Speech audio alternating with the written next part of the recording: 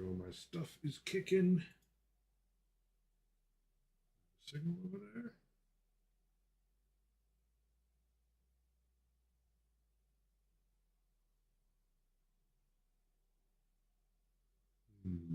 Hmm. Just making sure everything's running. Here we go. That was decent. Connected over here. Looks like we are. All right. Clean my glasses up. Get down to business. It's a little lawn gnome. He's going to end up on the base for this guy. That's a vomiting lawn gnome. Or garden gnome, more appropriately. Quite suitable. One of the grandfathers chosen. So I'm going to get that gnome painted. I'll do some underwork on this guy. There's a decent amount of washing that I've got to put on this guy too before I get rolling. And then hopefully some plant material. This guy, Russell, I got to do something industrial for his base. So I'll get him going too. I've got, speaking of odds and ends, I've got some detail work to do on this destroyer hive so that I can finally ship that thing out, that typhus, to my man Sectorix. We got a lot to do. Lot to do. Bitrate is garbage and unstable, but that's life. All right. Glasses are clean. Forehead is microscopically less shiny. Sip of coffee and get to work.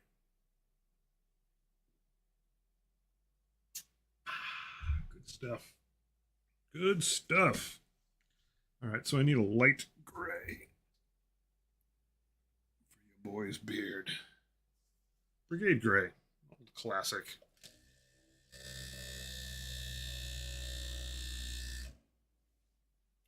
I should have this on my palette pretty much 24/7, no matter what. Ooh, Lord, that's probably plenty.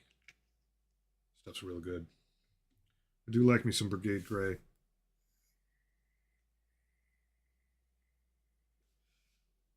As far as basing bits go, I do have this pile of stuff. Some of which is little rocky business, some of which is some grates and things. I'll probably grab some other stuff that I've got. Just some 3D printed bits and bobs. Nice, look at that. I left that sitting in some brush primer. What a bum. Anyway, let's get to it. All right, so I got to hit his mustache, eyebrows. His eyebrows are going to be a pain in the butt. Beard. Figure out something fleshy for the other spots. And I'm starting with the classic garden gnome paint job, but this guy's going to get pretty messed up. Sorry, buddy.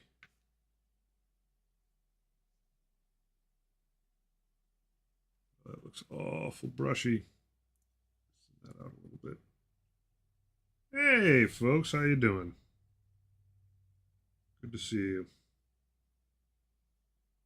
That's going to be 2 coats on that. But I'm very excited to put a garden gnome on this base. Keep things from getting too serious.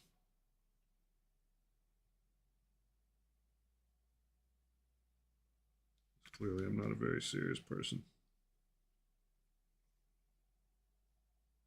A little dab of water. Thin you out some, son. Excess off. So it kind of looks white, but it's really gray. There we go. It's a little bit better. I might try to make this guy look bloodshot. Let's see. No matter what, he's getting dipped for sure. Some gnarly wash so that he fits properly on a Hellbrute base.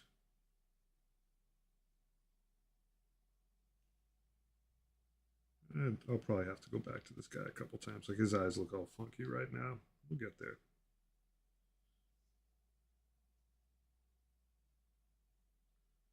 Oh yeah, that's wet. Zoop. You'll need 2 coats, pal.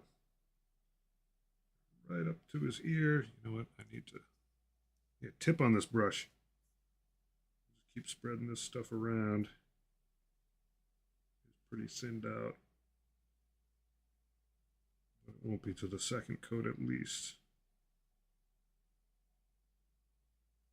It starts looking like I got real coverage.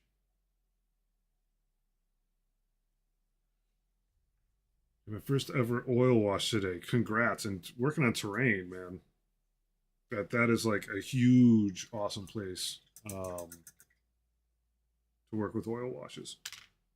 Especially if I'm remembering the terrain that you were doing. It was a lot of that like industrial bulkhead door stuff. Like you get a lot done because there's so much texture in those models, so much crazy elevation.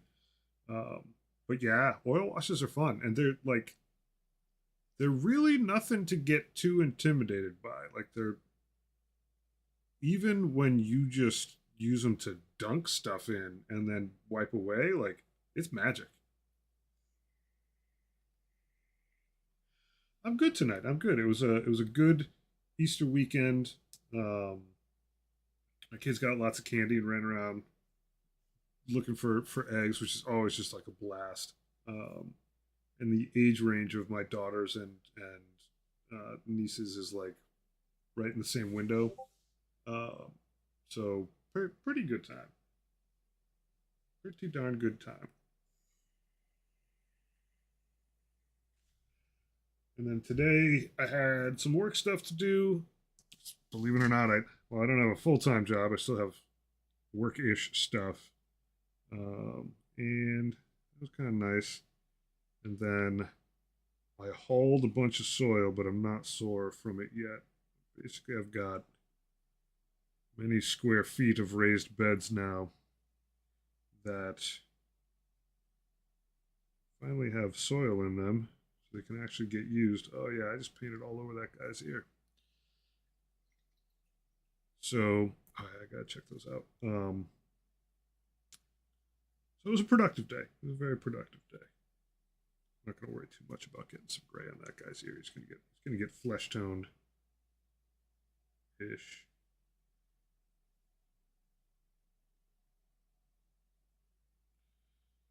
Yeah, I'm good. How's everybody else doing out there? If you celebrate Easter, hopefully you had a good time. If not, hopefully you still had a good time. Yeah, go a little thicker on this for the beard. I don't mind a little texture on the beard part. Brushliness. I think it is going to be rainbow on the vomit, but I think the temptation though. I say I think I might get whimsical and just make it look like actual vomit. I don't know yet. I have a decent amount of vomit effects, but it does like it's striped like a rainbow. But I might just go full on barf. We'll see. I'll be playful no matter what.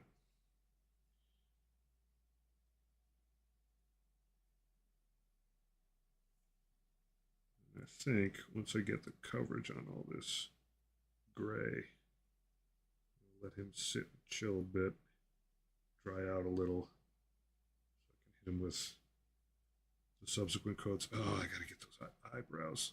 Floating eyebrows. Actually, want the paint to be a little thick for this.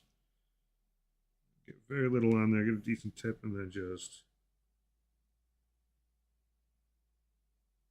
be gentle. Don't hit the red all over again. All right, let me spin this guy around. Get more detail in here, then I can sit him down for a second and look at some cool stuff. Oh yeah, you look very painty, little gnome. For now. All right, yeah, he can.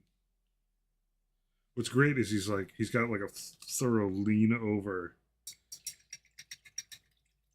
pose. So he's going to be basically, his hand's going to be up against this guy's shin. He's just going, oh. It's going to be a good time. Let's see, I can close that window to be safe. Show and tell, show and tell. Hey, Cedric, how are you, buddy? Oh, yeah, here we go. Oof. Look at that. Look at that. That's pretty cool. What are these from? Could do all the shades of green.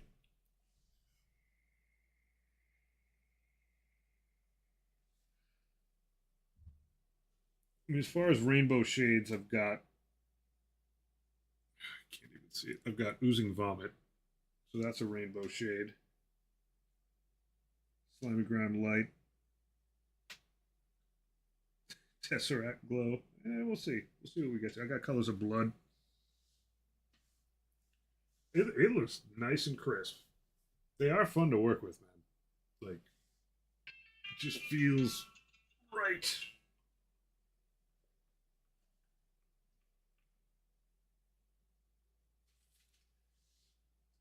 Very cool.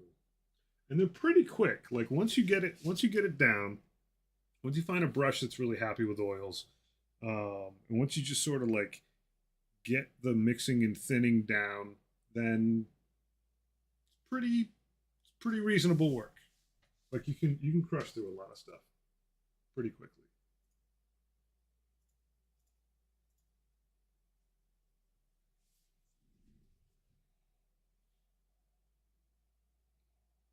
Hey Moth, how's it going?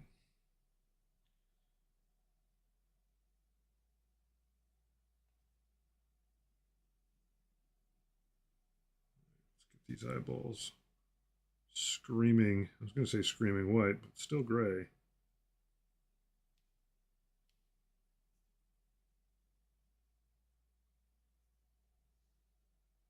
May have thinned this a tad too much.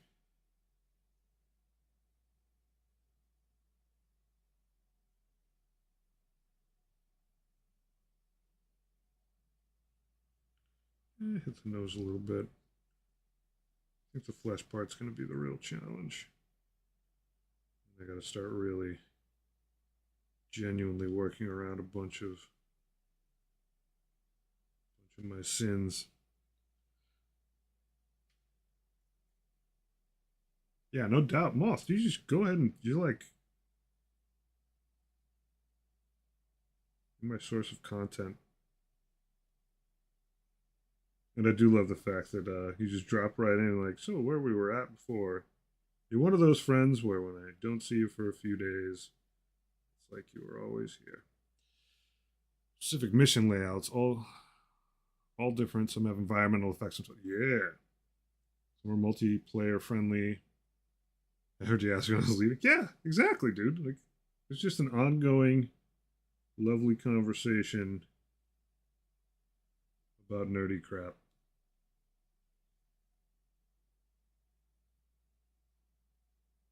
I just like that you're on point. You're just like, so anyway.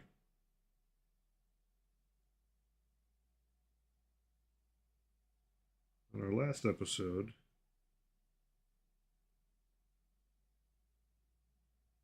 that's how we do.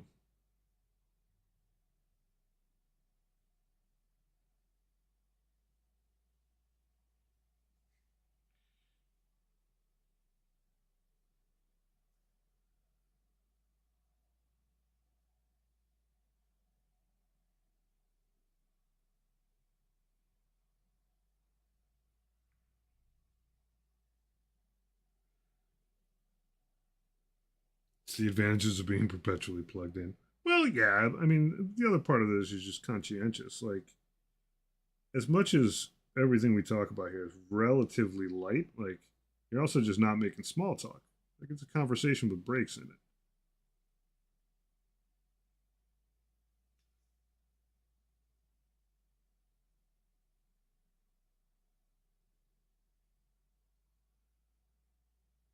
Get a little, another dab of some strong, sick stuff on here. If I hit that conical hat, I'll be a little disappointed, but I'll just go back and red it up. I gotta remember this. I'm gonna dump all manner of terrible things on this guy. You're gonna be all right. All right, something for skin. You go pretty light on this guy. Go straight to quartz skin. It is. It's a garden gnome who's vomiting. He's got like one hand out, and he's got a vomit rainbow. And he's going to be leaning his hand on the shin of this guy, vomiting all over the base. And I'm going to do a bunch of plant stuff up this. So Sharp, who sent me this, snuck the gnome in as bonus.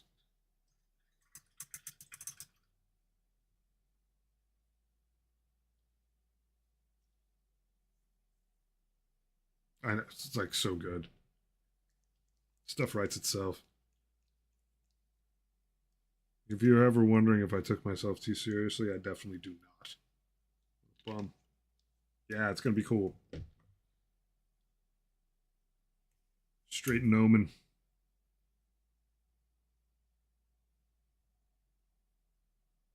Once again, this stuff probably need a couple coats. And likewise, may not be all that relevant in the end, given how much this guy's gonna probably end up getting covered in slop.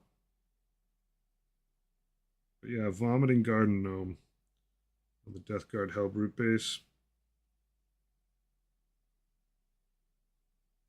Gotta happen.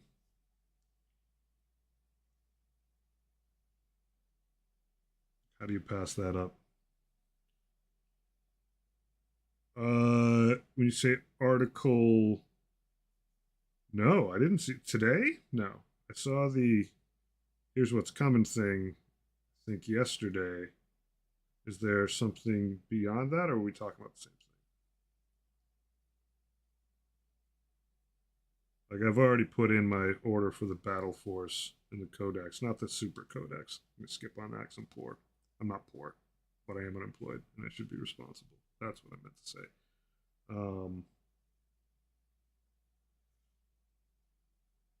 Put my order in for the Battle Force, which I'm psyched about. I've needed another Plague Burst Crawler for quite some time. Oh, they did an article on the detachment stuff. Oh, that may be getting read. If one would have printed a war Titan, would we care if the layer lines are visible? If that takes half the time, or we just say screw it, let's for a whole month? I don't know. I don't know. I think with such an epic thing that you are working on, I think the answer to that question is entirely what you're comfortable with. Because man, it is your time and your effort.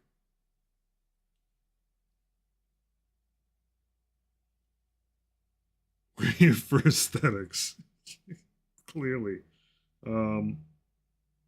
I don't know. I genuinely don't know at that size, like what kind of fidelity you need. Generally speaking, oh yeah, I'm already taking paint off of this guy's hat by virtue of just manhandling this model. It's all right. He's stone underneath. Can you print out a chunk at the lower version of fidelity? Quickly prime it, paint it, and see how it looks. And it definitely sounds like it's one of those things you want to test something out first. See how you feel about it. Because you are going into factory mode soon.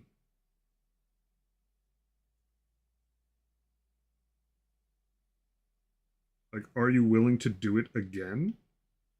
I would YOLO it. I have no patience for waiting. I would do the thing at the most reasonably fast mode I could. And then be like, man, if I loathe it, I would do it again.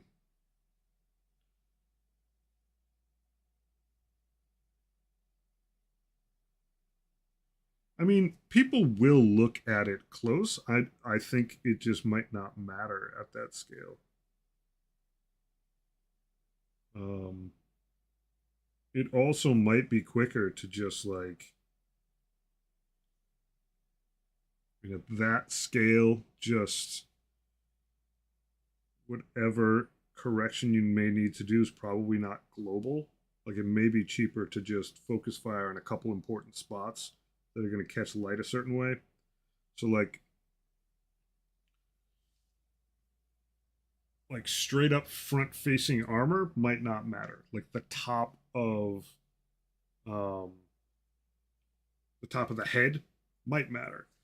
But I think if you're talking like the difference between 14 and 6 hours, like I imagine if you were to say, I don't know, super watered down, or was it isopropyl down, some milliput, super thin, and just like sponge that over it real quick, very, very thin, you'd probably be fine and not need to, like, that's not going to take 14.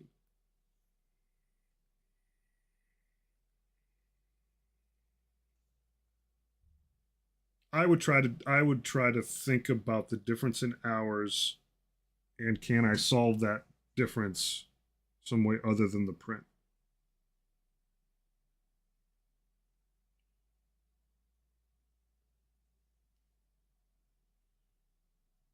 Like with my Death Guard helmet, if I had known more, was a little bit more prepared. I didn't print it, but like it's got lines on it. The lines don't really matter, but I would have prepped that thing with some schlop of some sort. This guy's so funny. The whole humor of this is that he's leaning on a freaking Hellbrute's leg. So good.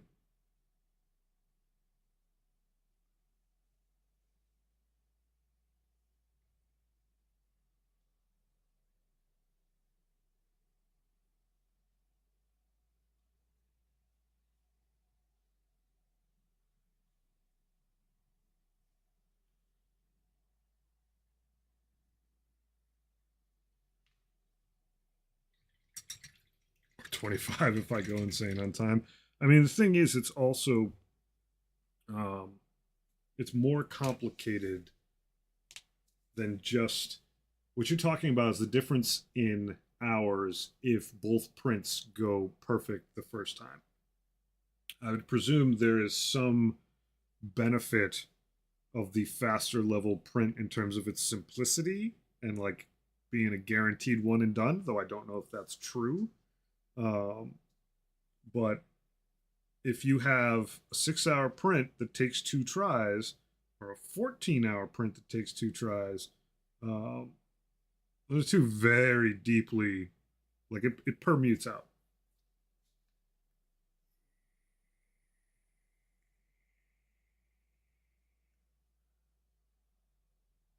Tough call, man. I would probably do one fast first.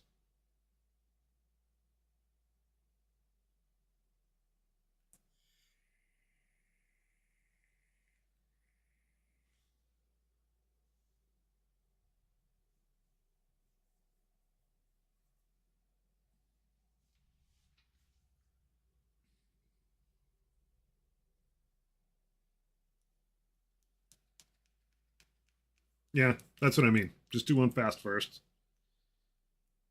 Get it get it cooked up, and then while you are working with the fast one,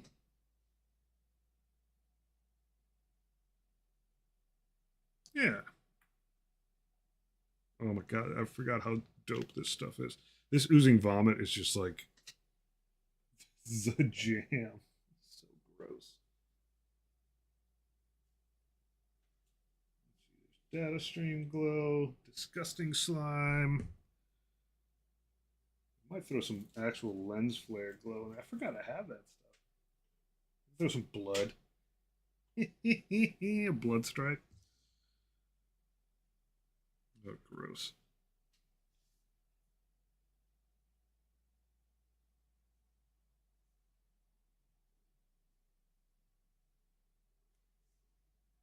have to lay this on a little bit on the thick side. It is a little bit clear.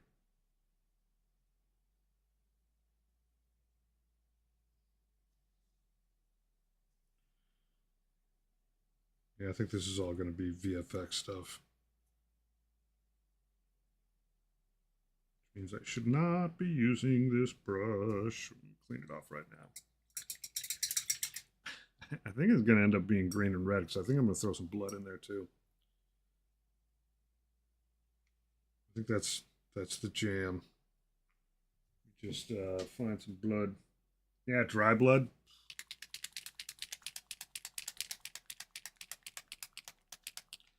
I worry that if I go all greens, it's not going to actually be visible.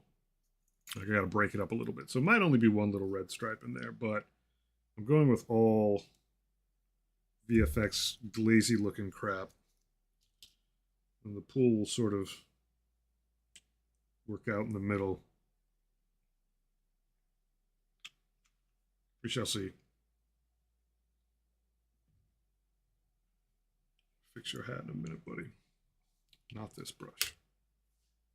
Not that brush at all. Not that one. Oh, I think I got some. I have some beater brushes.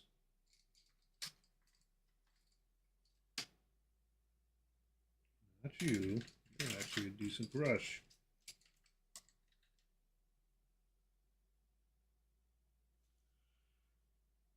It's not great. This guy's seen better days.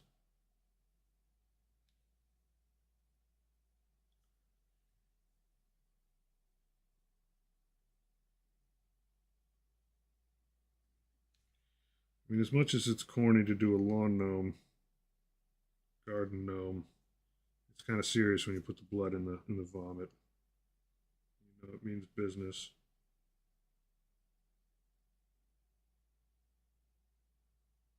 Everything gonna be shiny. God, is that gnome vomiting up blood? He is. Gotta get the underside of it too. Zoop. A little less important, but still gotta get it.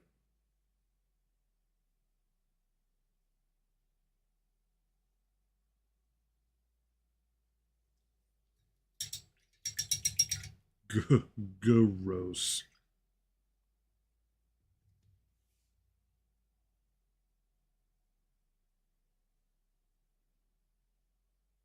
Yeah, it could be a little splashy. I'll worry about the splashy part later.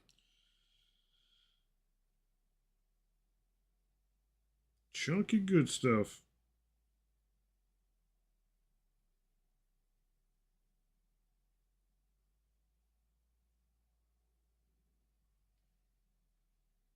There's those. I can do disgusting slime.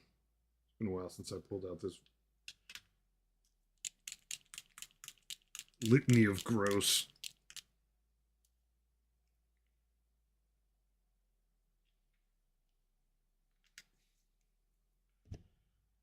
This stuff will pop no matter what.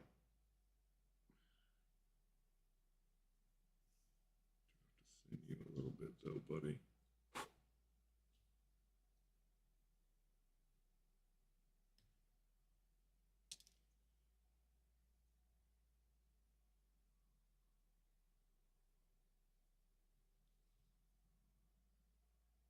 What a mess this guy is.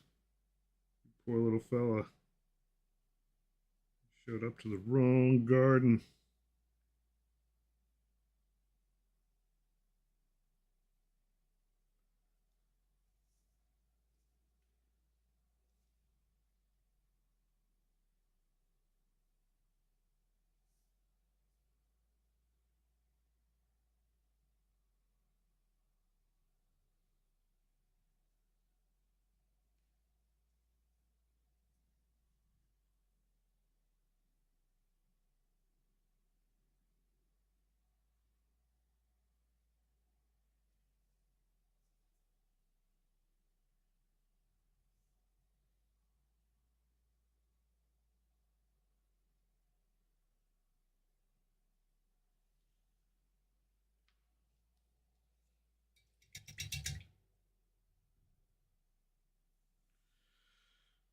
for my last trick. For the Blood God. A little lighter than that other one. It's so good. I missed you, old pal.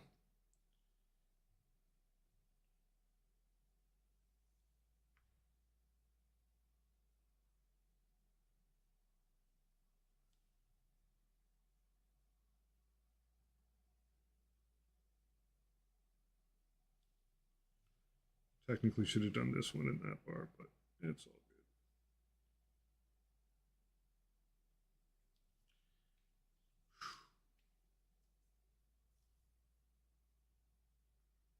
So gross, buddy. So gross.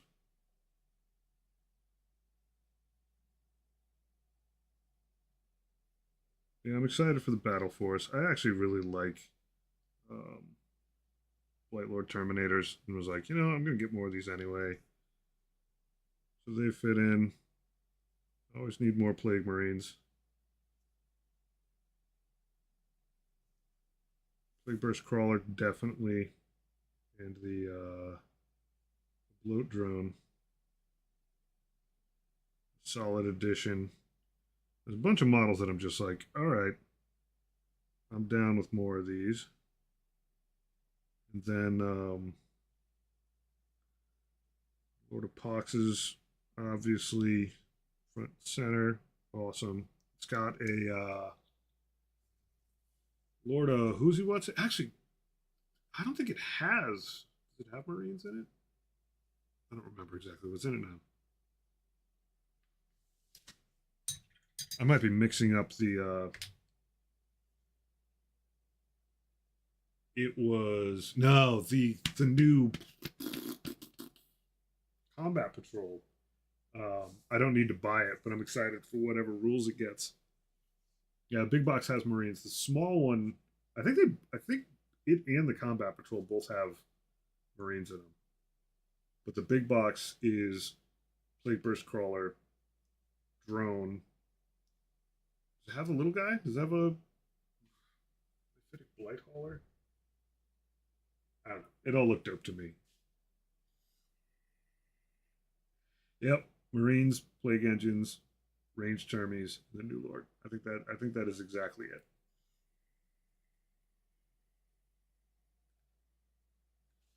Yep, it's a cool box. And I will probably paint that crew in some sort of full theme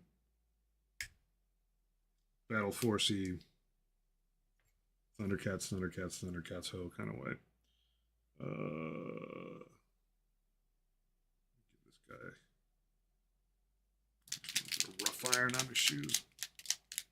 Oh yeah, no. If you got those two boxes, you are like you are all set. I mean, at that point, you've got 2 units of Plague Marines, awesome. Um, one of each flavor of Terminator, awesome. At least a couple Lords, awesome.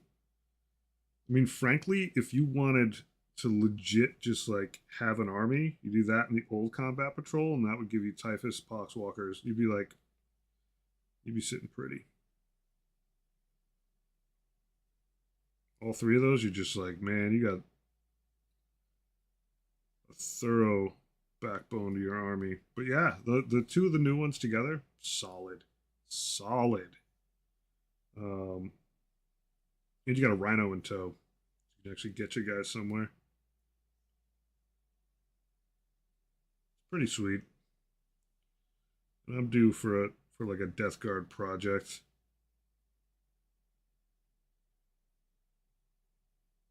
I do at some point want to do like a mostly battle line, well, not mostly, but fully utilized battle line army. So like at some point, I need enough Plague Marines to make that happen. All right. Question is, do I make this guy Bloodshot? 70% is good. That's a solid rate.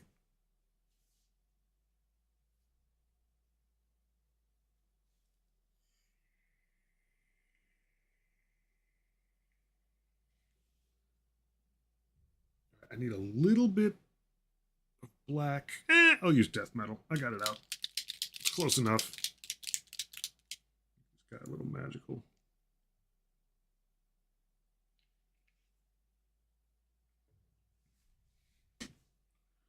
All right, now I need something tiny. Something like legit tiny brush. That one that's in good shape would be nice. Yeah, triple. Do I need a 5-0? I'll be fine with a 000. All right, and just do this. Add that there. I didn't get all of his nose.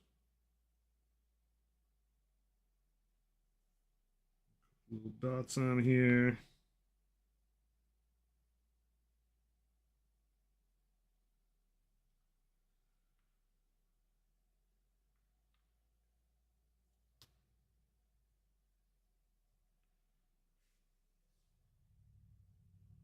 Hey, Majar. Good to see you. I'm so sad that it's actually Trazen and not Trazen. I'm just going to call him Trazen because that's it. Collecting command, kicking so much hard. Dude, so the drop of all those things, Sectors and I were like yip yapping about it. Like, it's a lot of good stuff in one pretty huge drop. Like, when they say like the year of chaos, like, this is where it's like turning a big corner. I mean, I'm not doing World Eaters anytime soon, and I'm not doing Emperor's Children for real anytime soon. But like, if I was like freewheeling, working a job for a lot of tacos, I would have just gone. Like, give me the boxes, I'll get to them.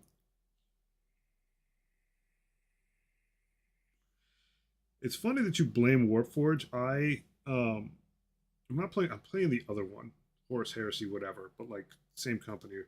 Um, I blame playing, and I'm playing Tacticus. I blame those games on a lot for like, hey, do I need more stuff? So I end up playing characters and stuff that like I never would have touched otherwise. Um, it's got me like really thinking about Gene Stealers a lot lately. Um, I had a couple characters come out pretty recently. And I'm like, I really do like how this plays, and they have a detachment where I could roll some nids in, which is like very enticing. Thin this out a wee bit. Get this glop out of the way. But like just the opportunity to play some characters that have some spice to them. Pretty nice.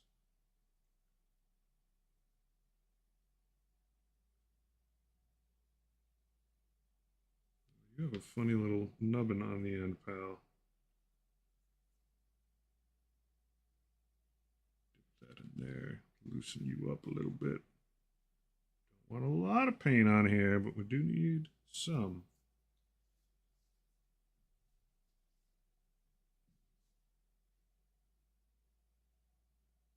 They cause the brainworms. Yeah. To start yapping and be like, you would have fun doing this on the table.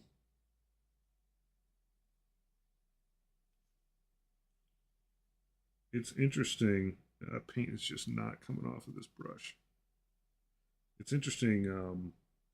There's some very large IPs. Sometimes it makes sense to just, for the marketing, have associated video games out. So when I used to work on Lord of the Rings Online, like I would deal directly with people that ran the Tolkien estate.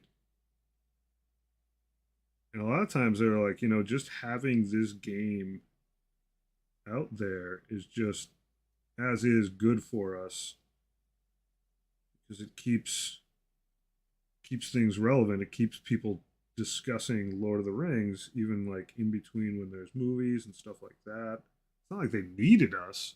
Um, yeah, it was an absolute honor to work on Lord of the Rings Online. And speaking of lore keepers, there's one guy, Chris, on the team. He was like the recognized lore honcho on our side. Um, every time we were doing an expansion, it would always start with him doing a presentation of like, here's the state of the world at this point in the history where the game is at. Here's what Middle Earth is like. Here's where each important character is geographically based on the timeline. It was like super awesome. Every few months we get this crazy deep dive. He just kept all that stuff documented. Anyway, he's reasonably bloodshot now. Why does that not want to focus? There we go. Look at that. What a happy guy. Let's update the office for this dude. Put my hand where it belongs. There we go.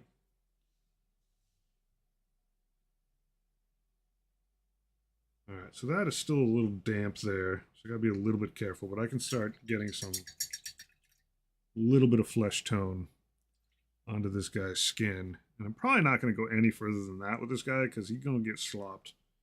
He's going to be covered in garden business. I don't think he's getting glued on tonight. I think that's a little aggressive, but if I can get him some flesh tone, I'll be pretty happy.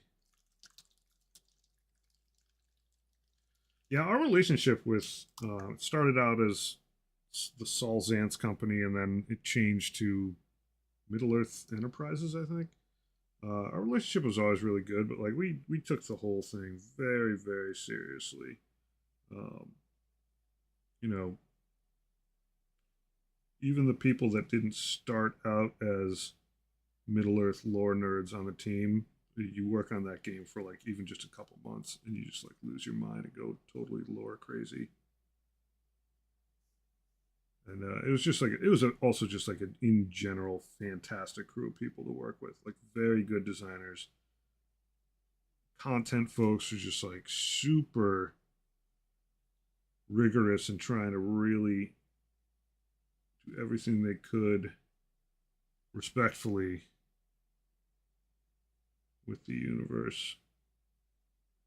And a lot of the people that I worked with on that team just like went on to crazier and crazier stuff. The game's still around too, so it's got legs. I mean, it's got to be like 15 years old now. It's like still operating as an MMO. I mean, it is an MMO, so I guess it would have to operate as an MMO, but it's still live and kicking, getting updates. Pretty cool.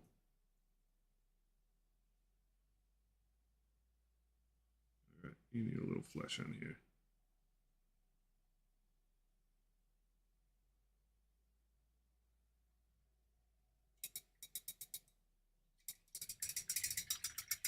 Yeah, I know Bethesda after Morrowind, they were like, we need someone to keep track of everything that's going in. Yeah. Um, and like also like pretty notoriously like massive IP. Let's go ahead and mix that as is right there. Boop, boop.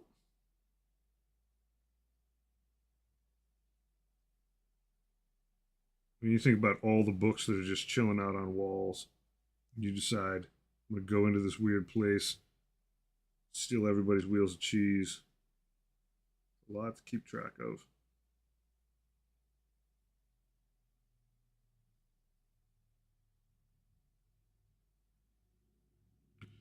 All right, so that is very upset, very distraught lawn gnome. I'm gonna stash him over here where I won't forget him, where he can sort of dry in peace a little bit. What I'm going to work on next is some basing stuff. Pull out some bits. Oh, Games Workshop is pretty masterfully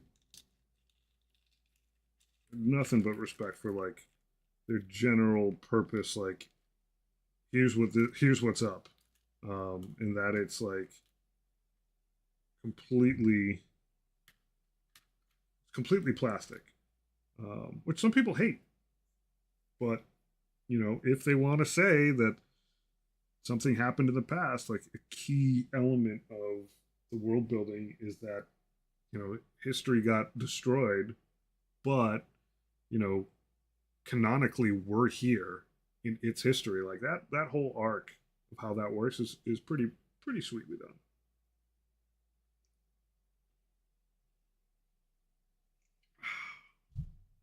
Let me see what other bits I got. Bits and bobs.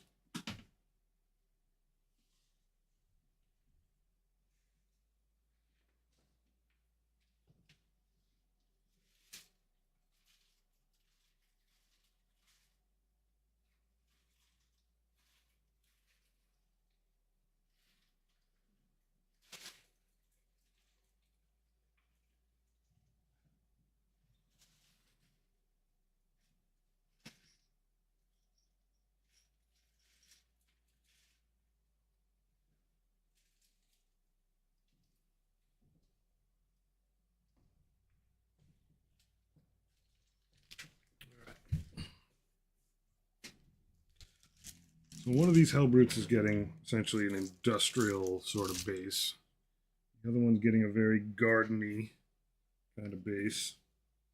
So I got bits. I got this bag, I believe from Sectrix. It does look like a Sectrix special. And a lot of it is like actual whole base chunks you just slap on. The other part that's really nice about it, it's got a lot of really good sized, very open stonework chunks that you can then put in there. And I could use it to like elevate part of the model, but that's not what I'm here for. The point is that like I need space. Yeah. Thank you very much. I need gaps in there so I can have like foliage sticking out and stuff dripping and oozing.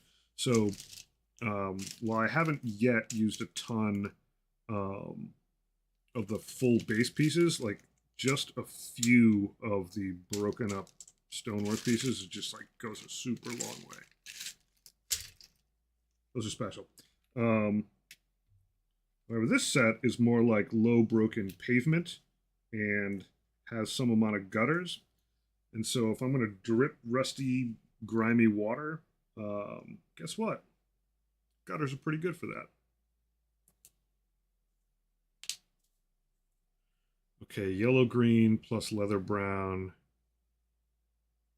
Dark and nice Death Guard green. I would not be surprised at that at all. I wouldn't have thought to have done that, but it's a pretty good call.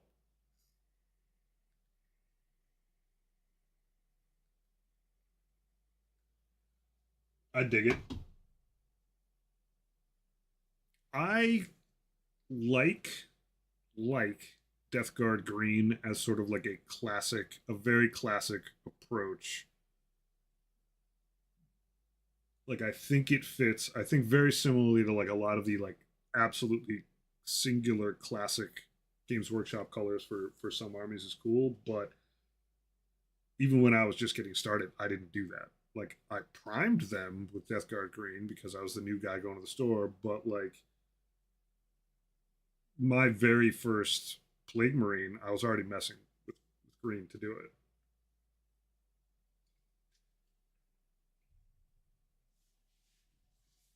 I feel you. All right, so all I need, I'm not trying to get like crazy elevation on this thing. All I need is a few bits. Could probably could use one of these. I don't know if I want to I beam it. I think I want to keep this one relatively simple. Snap that. I don't need to snap anything. I just like doing it because these things are nice and thin. Though obviously, like plenty of them are naturally curved, so you can have them up against the side of a base. This guy's kind of big. Like I don't need to put a donut there. All right, so this little chunk,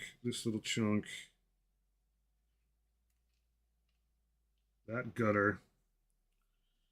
Maybe just a few more bits.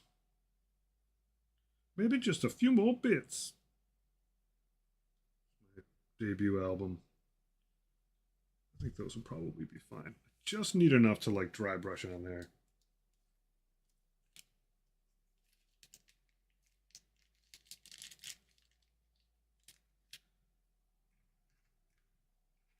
One of my favorite things about Poxwalkers lore wise is like it does actually make sense for a lot of them to look different. Mine don't look terribly different from each other, but when I get more, like I'm probably gonna do like one crew that looks like they got infected on some like vacation planet.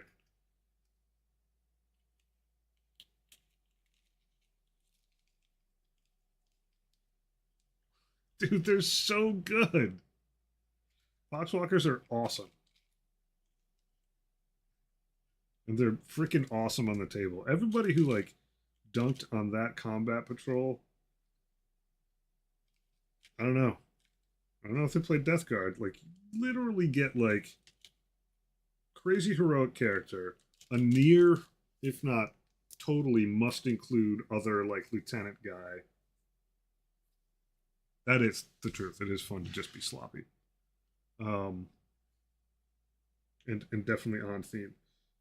You get some Plague Marines. Like you get it's it's a solid combat patrol, and I've spanked the daylights out of folks with that combat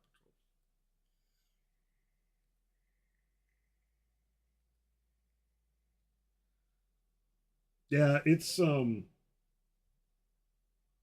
Death Guard are pretty special in the slop territory. I want to find, yeah. So what I can do, this guy's just passing this gutter. Got some like gnarly, bored out, gored out, rusty holes. If I put this back here, I can actually do somewhat of a like drip to that. So I can glue that thing on there and call it.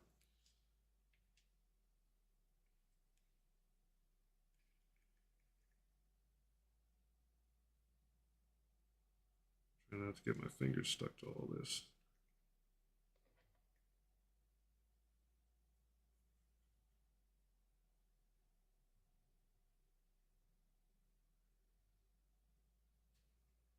Piece of curb. I should probably use some tweezers. Yeah, Death Guard just give you like a ton of opportunity to just be playful. I mean, I think Tyranids definitely do that. Some armies kind of like, I mean, I guess it's your hobby. You do with it what you want, but like some armies are definitely more conducive to that than others.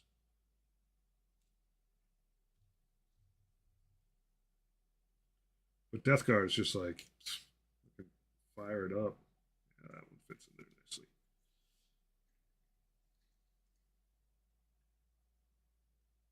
I probably should have planned this base out a little bit before everything else, but I had an idea of what I wanted for it. There'll be a little bit of complexity. Um, exactly where everything lands on here and my ability to paint it, but I think it'll turn out fine. It's going to be very just like I'm just going to be in there with a small dry brush, just throwing this up. It does need a little bit of texture on there. It'll probably be pretty thin. They are deeply fun little dudes. That's exactly what they are. Um, they're like the amount of just sort of like worthwhile little giggles. Party guy in the coat, awesome. Guy with the mallet. Um, the Some of them are just silly, and they're all smiley. A few more bits. Uh, just a few more bits. That's all you need. True. Too true.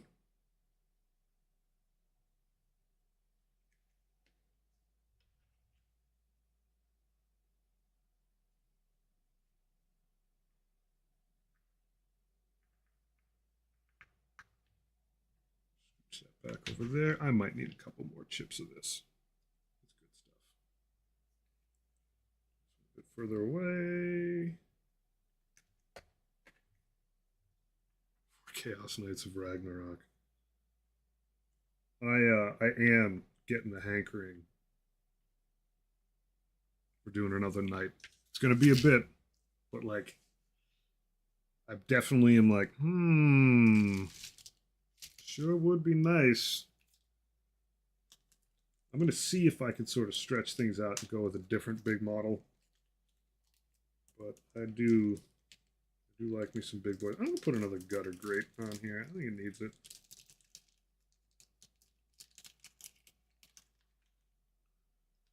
Can't hurt. Do that. And yeah, good. It'll stick up a little bit too. Maybe that piece. Let's see one other little piece out here. Which one's exclusive? My favorite is Gas Mask. Axeman, yeah.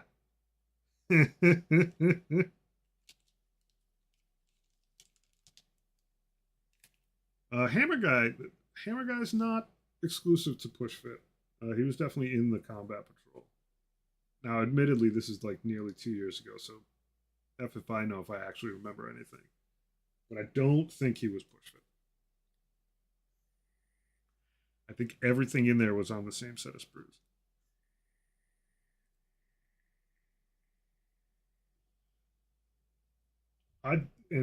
I really had no idea when I was painting those guys. So like there are whole details that I just whiffed on.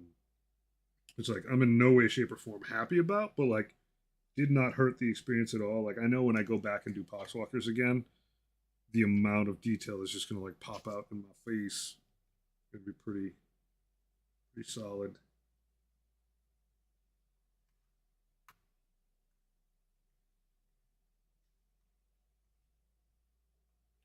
I'm a little wary about this thing sticking. Press it in there. There you go.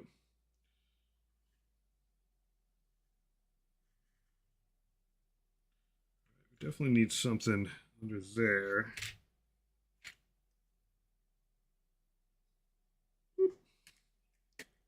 Just a little dollop.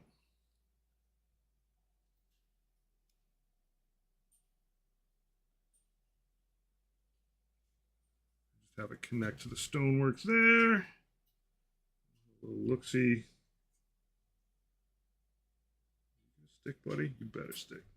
You gonna stick.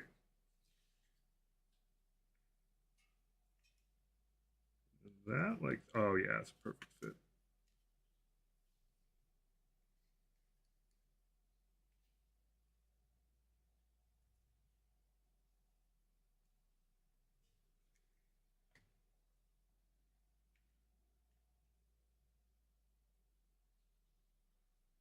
Right up to the edge. There we go. I was actually surprised. This guy is push fit on the inside, like his main corpus. Um, like he came apart when I washed him, when I dipped him, and he had little pegs there.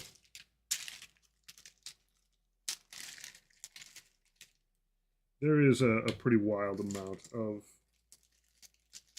narrative going on with the Poxwalkers.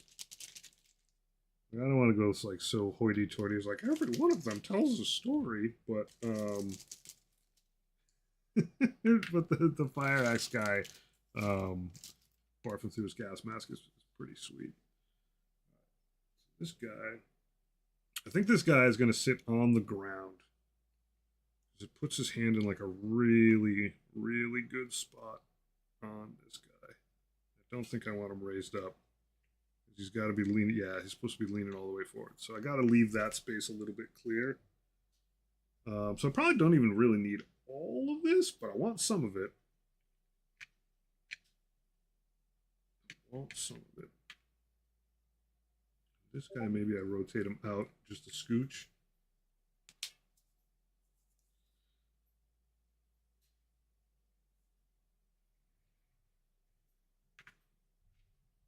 Could be going over some stonework. Don't think I want to do that though. I think I like his foot being up a little bit. I might only need 2 of these guys to really break things up.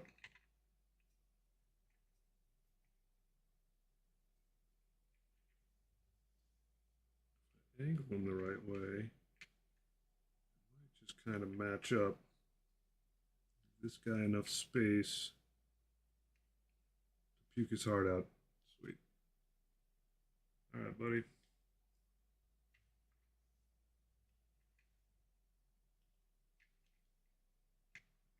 Yeah, that works. That works.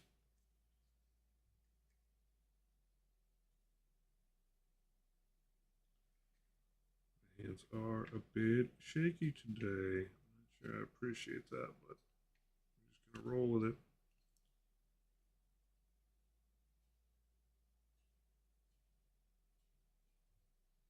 Got a sizable gap that I gotta cover.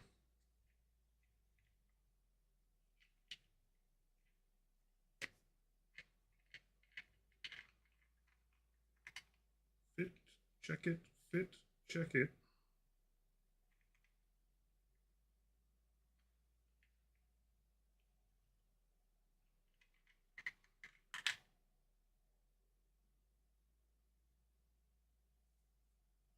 You are going to sadly need a somewhat significant amount of glue.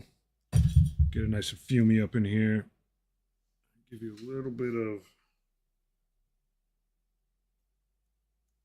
material for you to stick to. And then we're just going to commit. Just going to commit. Now you're going to be stuck.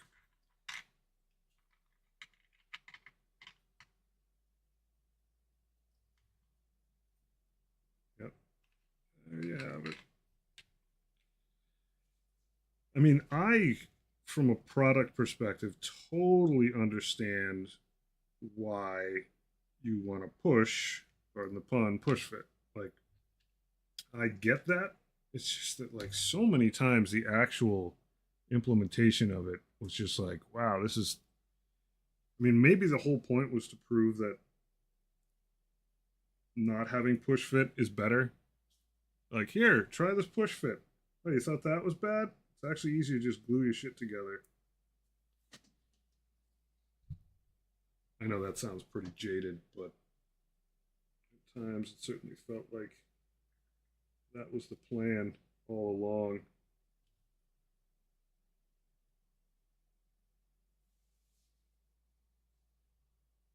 Those are the push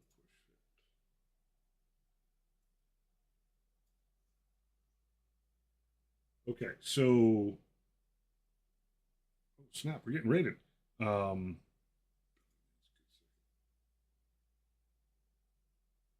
all right, so this guy wasn't part of the ones, nor was this guy. I think this guy and this guy were the middle guys. I think were on the sprue that I got. Welcome, Raiders. What's up, folks? How y'all doing? We're yapping about Death Guardy stuff, and I'm working on a little bit of basing as well. Don't think I want to glue this guy. This poor fucking lawn gnome. I don't think I want to glue him just yet, but I do want to make sure while I'm destroying this whole thing that he fits in decently still. I grab you by the. Oh, that's not going to work. I'm going to have to do this by hand. Yeah. The hammers.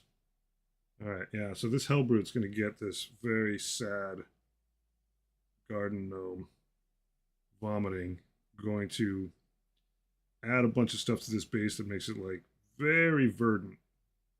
All kinds of plant crap. I may actually grab some moss from outside. Yeah. So this garden gnome is vomiting up. What has he got? Disgusting slime. I think oozing vomit, dry blood, and blood for the blood god. There's a little bloodshot in his eyes. He's having a tough day. Having a tough day. It's not always easy. Oh, you know what? I got to prime those things. Ha! Don't forget to prime. Thankfully, I have a priming brush out already and some brush primer. What were you guys up to?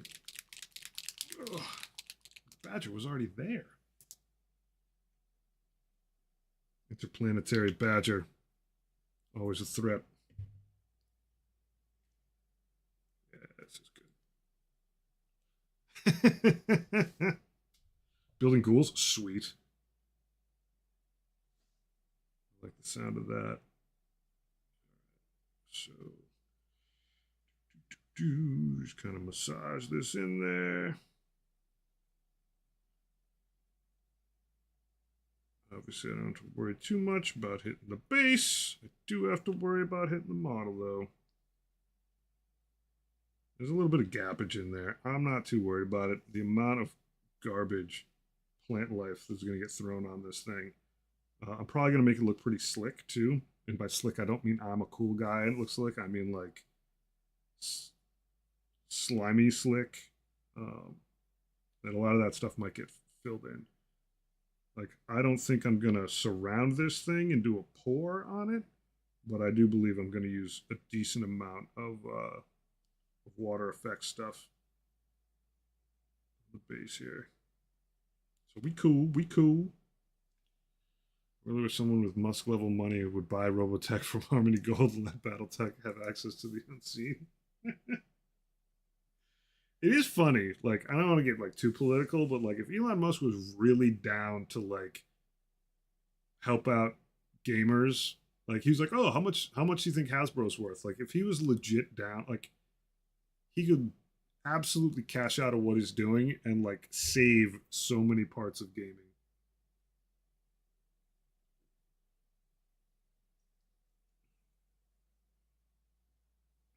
Bretonnian men at arms.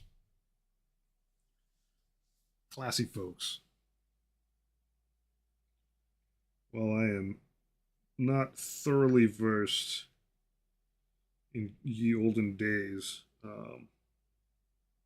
did play a lot of Total War Warhammer, and I guess Blood Bowl sort of counts. So mildly familiar. Mildly, casually familiar with the Bretonnians.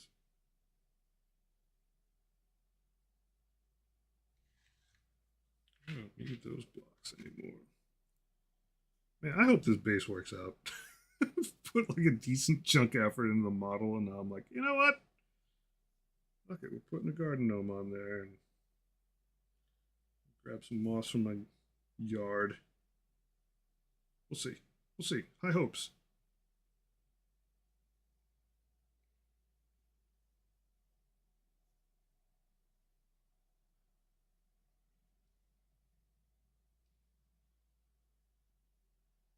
Gotta risk it for the biscuit every once in a while.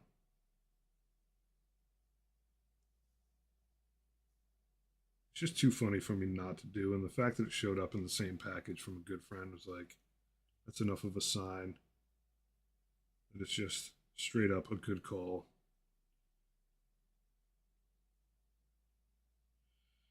Just keep massaging this stuff around. Make sure I get some decent coverage.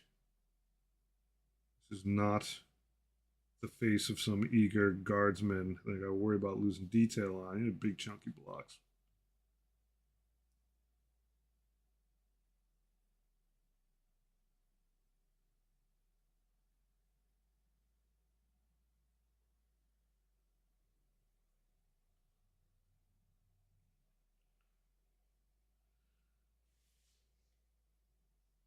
International copyright fights during that time period were insane.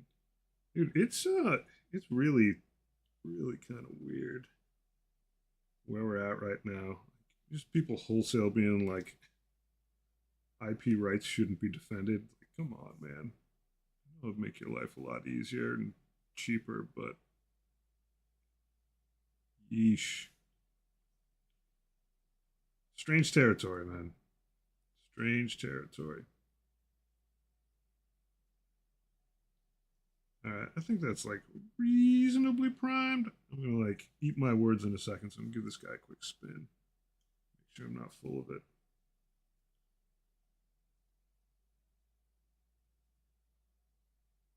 A little massage.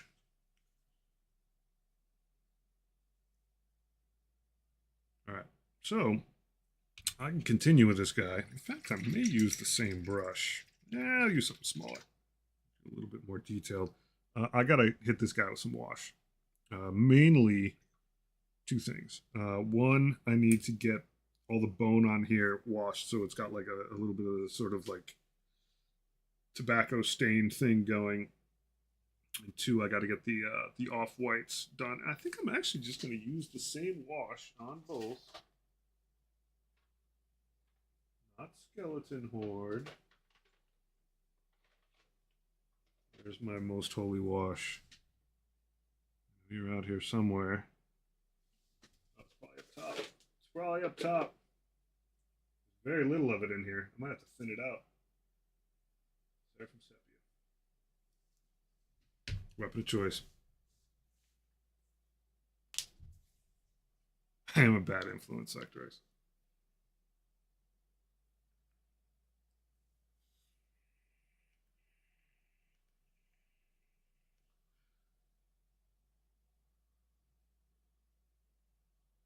How many weapon variants do you have to do? I saw that on the grams that you were like turning a big corner, but like how many different arms do those little fishmen have?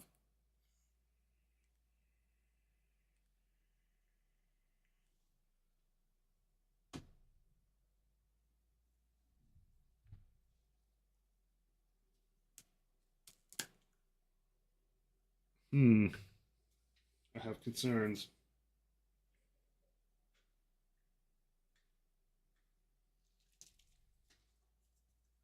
About how much is left in here is really what my concern is.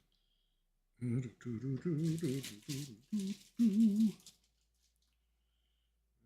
gonna just dunk a decent chunk because that's dried out. Decent chunk of Lamian medium in there. Just check that because I don't think anything else is going to use that. We'll shake it up. I no longer paint. It's not the display loadout main guns. Nice. Yeah. Okay. Good. That's good. I know we. The 4 mains, 6 smalls, everything that my kid didn't explicitly call out that he wants is airbrush, pin line, goes in boxes. That's a solid plan.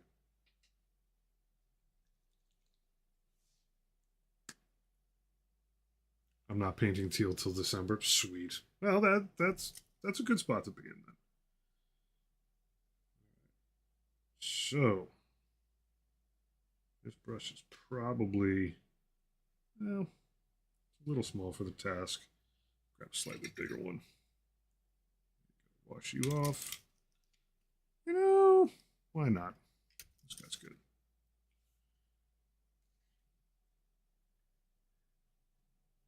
Go to the gym and I smoke. What you trying to say? It's wild, man. Like, I smoke. I mostly just vape now, but like, I do smoke. Like, I'm not gonna be that guy who's like, I don't smoke. Who me? Um,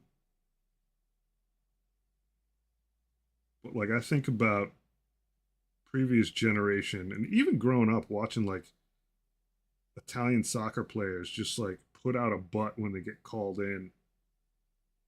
Freaking midfielders, man, just like stomping out a cigarette, taking the field for a half hour. Crazy. You're so crazy. I might have to thin this out a little bit. Still, get you a little bit of water, buddy. Grab some of this loose stuff and just smush everything around a bit.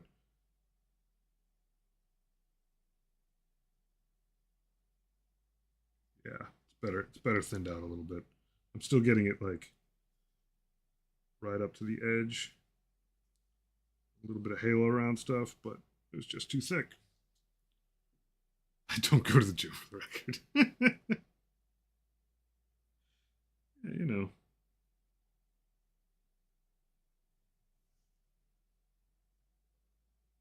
It was a good flex though. I dug it. more, a little of this, water, a little of this. All right, big plate. Now I'll probably lay this stuff on straight on the bones and then work it through a little bit with some water just to spread it out a little bit. I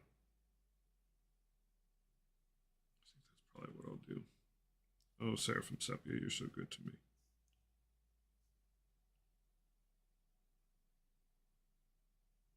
I also have some probably either Nuln Oil or Agrax to put on all the gunmetally stuff on here. So I got that to do too. So there's lots to do. Yeah, big old glob.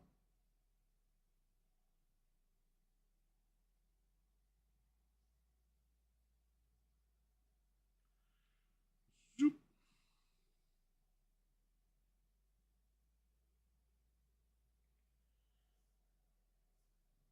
This crotch going.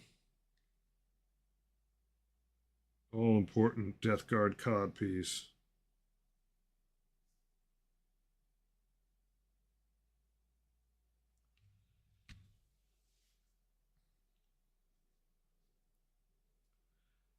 I mean, I certainly, auditor, like I agree in principle. Um, and I don't think it's actually too fine a line. Like there is riffing, but then there's like wholesale stealing.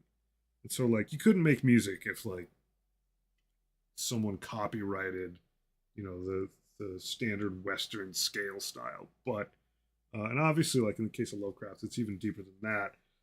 But like just wholesale taking someone else's work is like,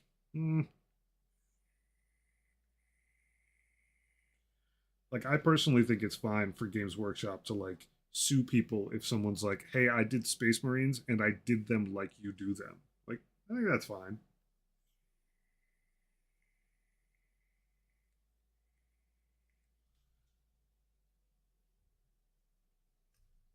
But like there are limits, and I think in the case of Lovecraft, you're talking about people making like meaningful additional contributions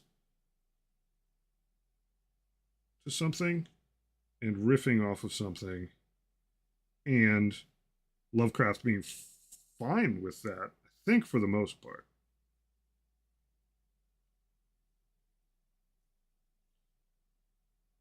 I don't have any problem with like rappers sampling stuff, but you should get in touch with the original person who made the stuff and like have some sort of discussion around it.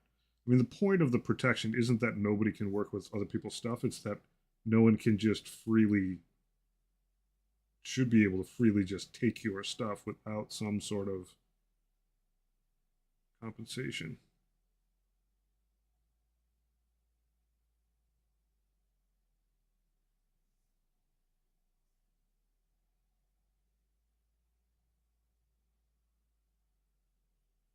And there's also my biggest concern is that there are plenty of things that get patented, copyrighted, um, and the presence of those things, one, protects the person who made the stuff, and two, makes it so that if you want to do the same thing, you have to actually um,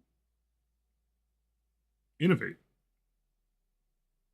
Like one of the biggest threats I think we have right now is that like the desire to just have creativity be done for you. Like I don't mind if people do it, but like if it just becomes the status quo, then there's nothing driving like new stuff, like genuinely new stuff. Like I think the imperfection of humans trying to be derivative is kind of important.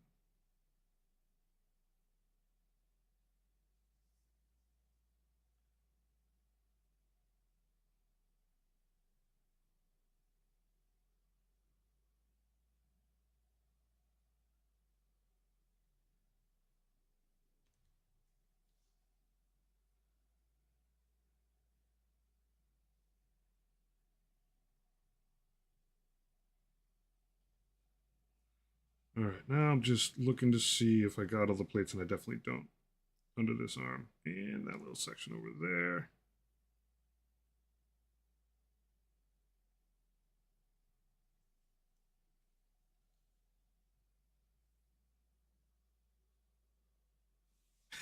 Hey, you old weird racist! I'm going to use some of your IP that also might be in public domain.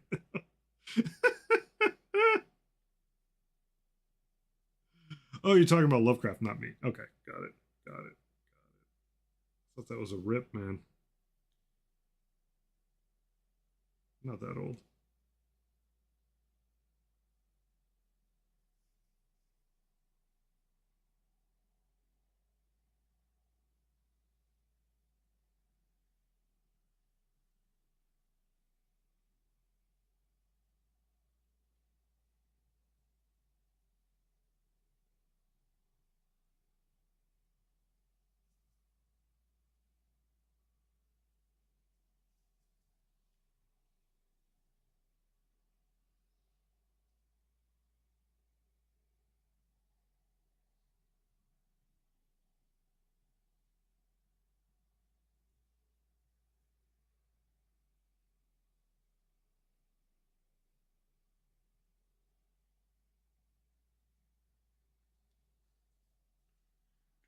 Oh, that's gonna be a pain to get to. All this, it's wash. We'll be all right. All this stuff underneath here, underneath the fingernails. Once again, Otto's manicure and pedicure shop open for business. Spend so much time in chaos doing nails.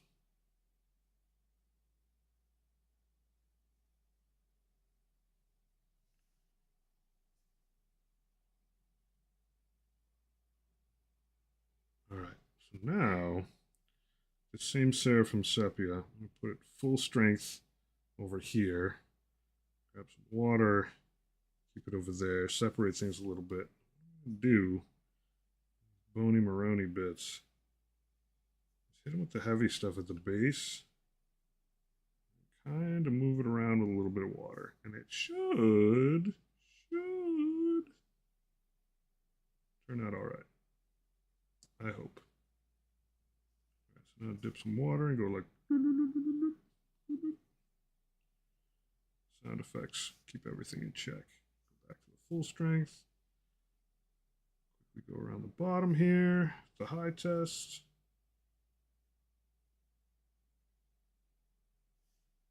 Grab some water and just give it a little wiggle. Up here.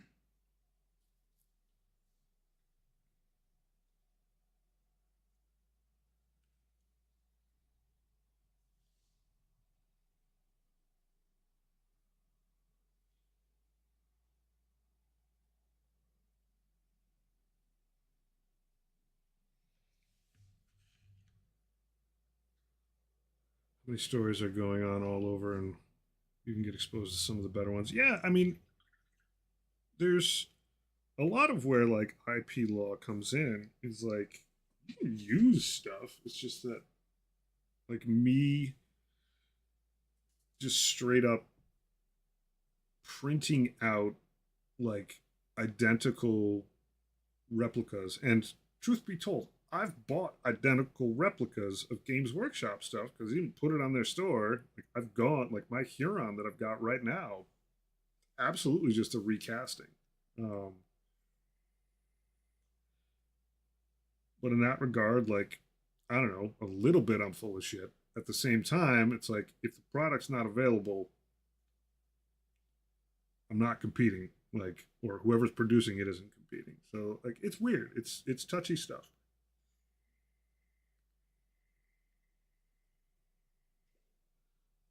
Like I am not beyond sin, but what I wouldn't want is that like what I don't think is fair is that like someone is just straight up replicating an entire line of some product just to undercut it using specifically that IP. Like that to me isn't really competition.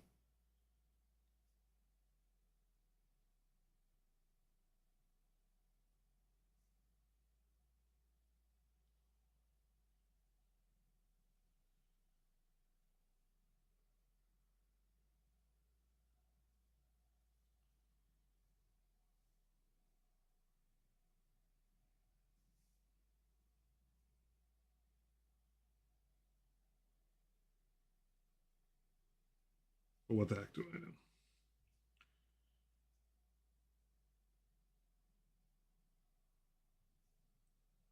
I think a part of me would just rather have more different stuff. Yeah. I mean that is a huge part of IP law is like you have to be able to legitimately describe the damage done. And I think it should have like a reasonable bar for having to prove that. Like I don't think it's about like yo, I have this big government behind me, like I'm safe from any competition. It's like I just don't think like someone should expect to be able to print out a bunch of like I don't know Marvel stuff and just like be okay. Now, generally speaking, you're not going to get sued by a big company unless you're making enough money for it to be worth their while. Um, or have the potential to do so.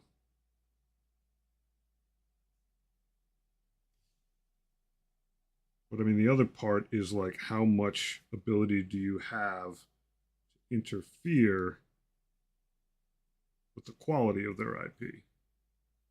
Piece that needs to be done in silver. Oh well, I think I'll hit that next, and then open the door for me to be able to wash a little bit more. Bony, bony Maroni.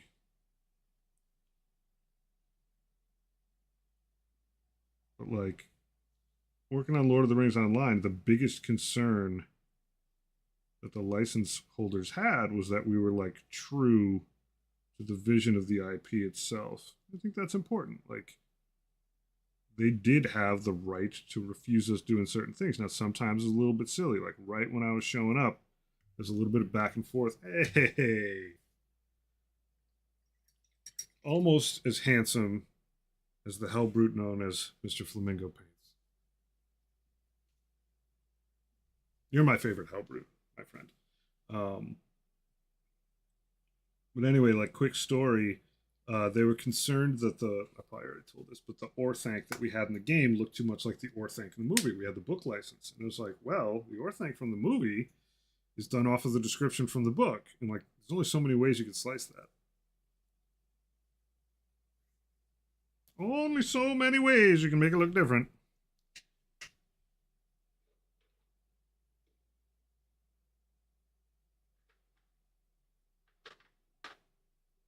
Oh yeah, here we go. Here's an oldie but goodie. I wonder if this is all dry in here. I have a new nose. Discuss. It's my old nose with new internals. Oh yeah, this stuff is thick. Guess we're going back. Add a little Lamian medium and some water. This stuff is soup in here. Oh, gross. Don't worry, buddy. We'll get you back. How's the healing going?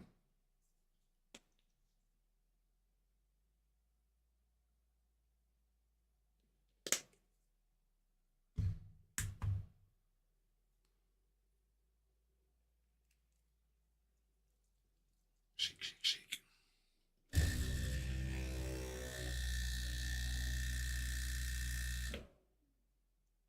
There we go. I don't know if this stuff's going to actually work. Oh, it's a pretty rough shape. I have other dark shades. I just kind of wanted to use Agrax on this guy.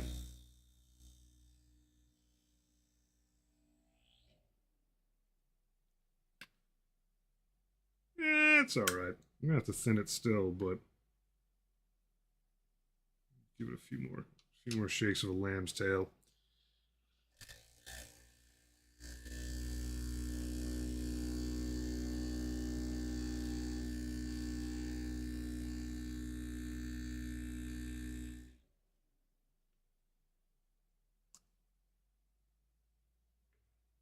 Yeah, I mean, I would have strongly considered cheating to get this Hellbrute. If I was in like a more of a spender's market in my life, I would have definitely been like, you know what, I'm just gonna get an off market version of it, but didn't have to, and I'm happy I didn't have to.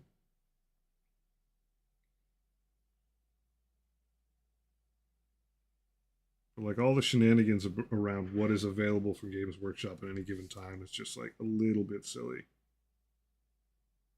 Like either put it out of print or don't.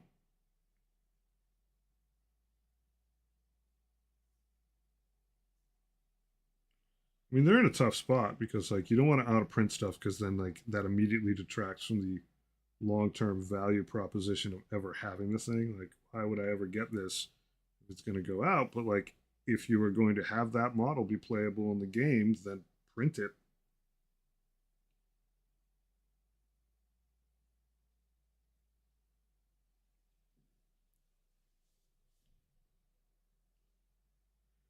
I feel like I've got most of the packing out and I'm just trying to heal at this point. Yeah, that's how the hole in my jaw is right now. Like, I went through the worst of it.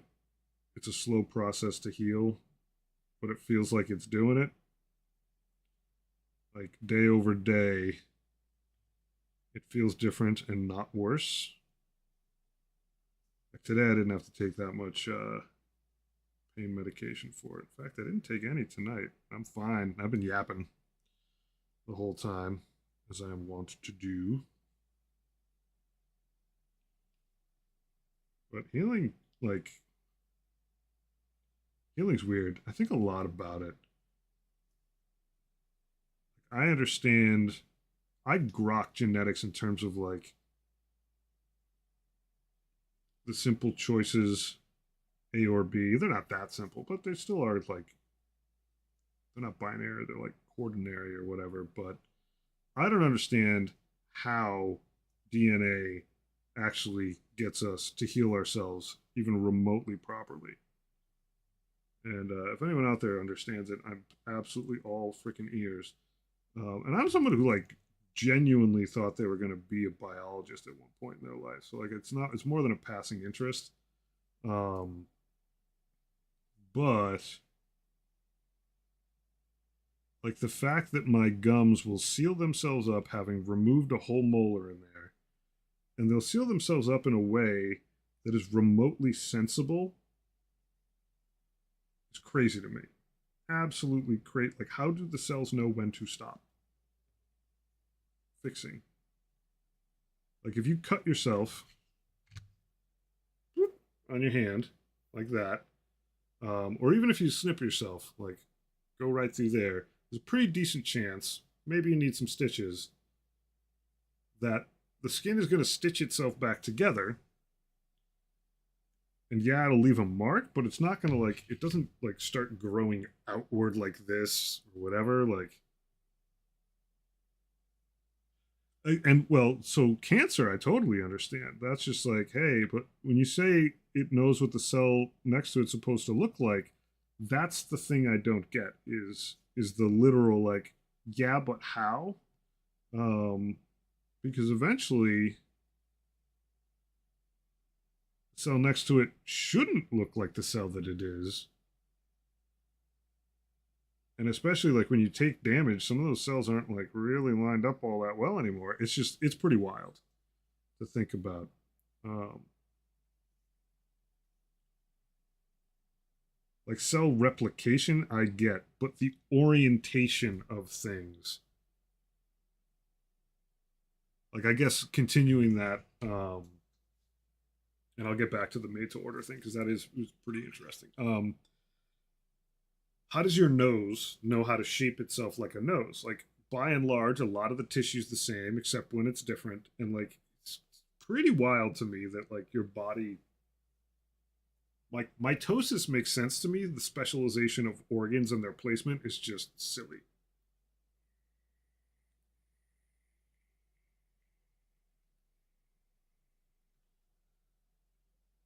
Like all of what you're saying, auditor, like does make sense, but how your heart ends up heart shaped to begin with, and if you take some sort of injury and don't die, how it remains that shape is nutty.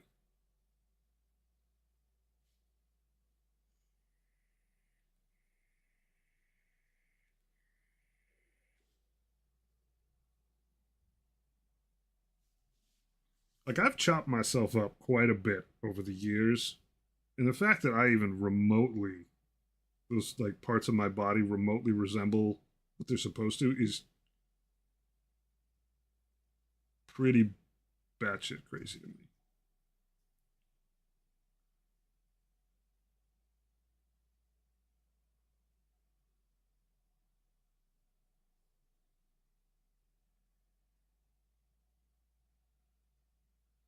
You were the grandpa's puzzle. That's pretty hefty. I like it.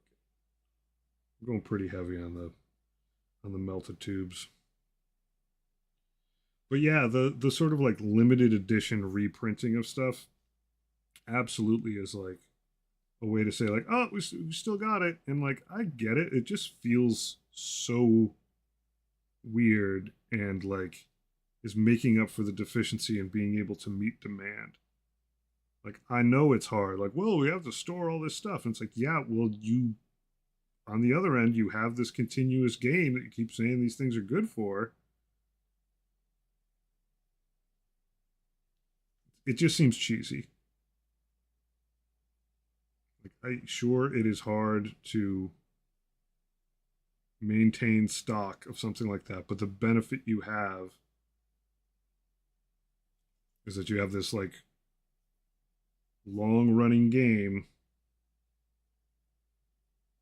of things that people painted years ago. And yeah, some stuff like does go out of it. You know what? I'm gonna fill all this in, go over all of it. It actually gives the greeny bits a little bit more texture in there. If I get a little darkness in, yeah, it makes them pop a little more. I was going around them. I'm like, nah, nah. Like, there's plenty of little spots for me to get in, but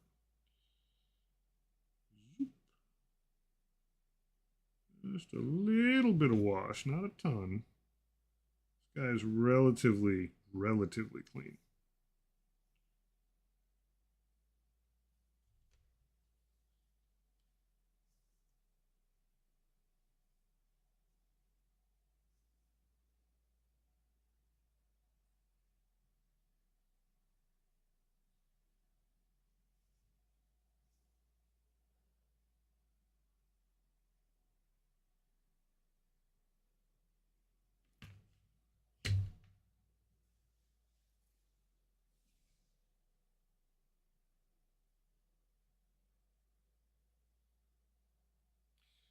If you ever messed up a nail bed or broken bone and not had it properly settled, do crazy stuff. I guess that is a very good point. Is that a lot of what I'm arguing is that like provided some physician lines all your BS up again properly, um, that's true. And it's not like people don't like go off the rails. I mean, plenty of people are just like, oh, I have teeth growing out of the side of my face.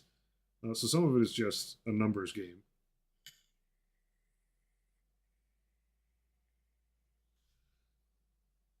But things are right enough consistently.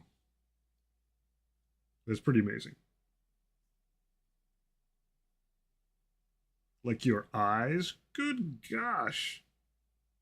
Your body getting those things remotely right so you could see, crazy. And it's like, well, a lot of people wear glasses. It's like, yeah, a lot of people are blind, sure, but a lot of people can see anything at all with any degree of focus is like pretty dope.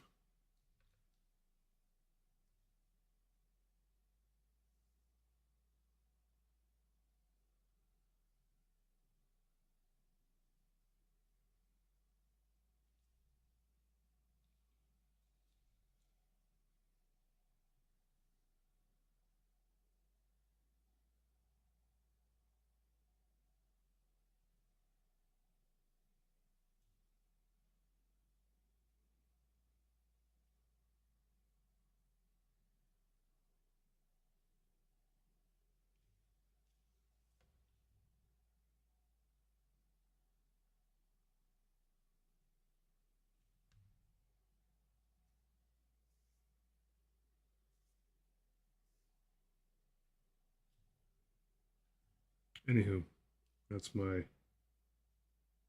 I'm an old man and I wonder about these things bit. And I do.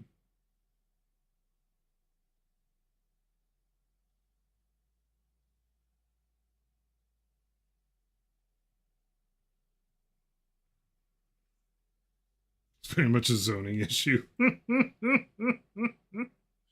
That's a good way to put it. Resurrect a little bit of this metal paint. Just hit this thing that I didn't get earlier. I don't know if I'm going to resurrect enough of it. Seems like I'm being lazy. But it's going to get Agraxed in a minute.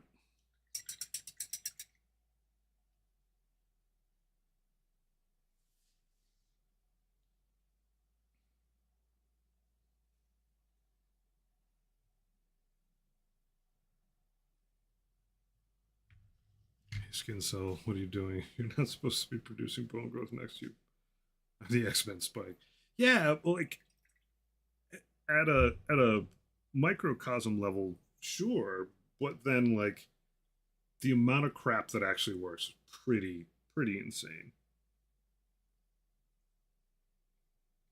Like as dilapidated and poorly genetically constructed as I am, like still sit here and paint a model. Like, oh, all right.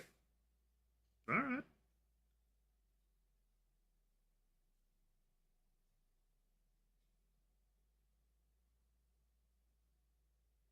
Like a D grade human is still pretty impressive.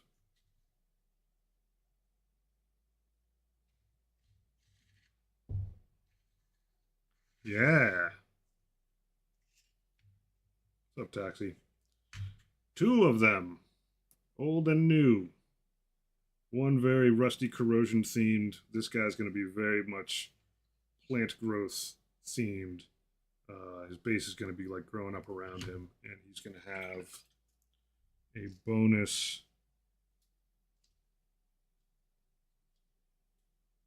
garden gnome vomiting his brains out or his guts out with him because my crappy sense of humor can't help itself. And that showed up in the box with it, so I gotta do something with it.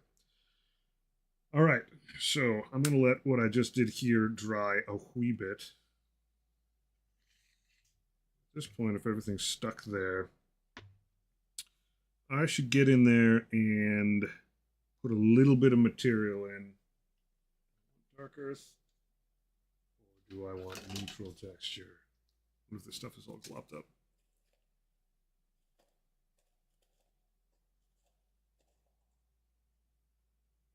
This stuff's in pretty rough shape, but we'll work with it. I once got a high school science teacher really aggravated with me because he wouldn't tell me, like, poorly put, what makes poison poisonous and why do certain poisons only attack certain aspects of the body. Like, that to me is a little clearer, like, but only a little bit. It is the Dark Vengeance Hellbrute, correct? It was gifted to me by a very dear friend who basically just mailed it to me. It was like, I know you want one of these. And mailed it with the gnome, so the gnome's going on. But yeah, it was a very generous gift. Which I wasn't going to say no to. Spatula. Yeah.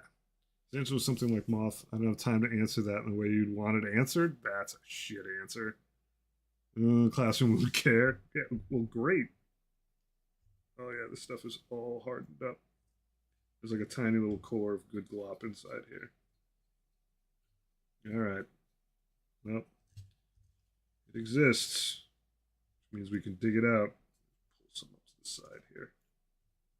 Ugh, gross. That's the gloppening. That is a shit answer for a teacher to give someone. You're the only one who cares in my class. I'm not telling you. I mean, I get it. They probably did not fully grok it themselves, TBH. But yeah, it's pretty shitty. That's more of a dry brush. Where's a throwaway brush? Let's find a junker. Oh, a little memento.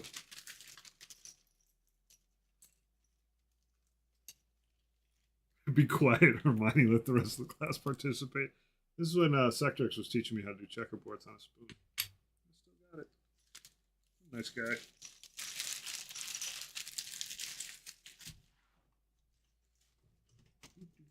Ooh. Oh, yeah. No, those are too small. There's a pile of beater brushes. Are they beatable enough, though? That is the question. No, that's a nice one, though. Someone who's never going to return.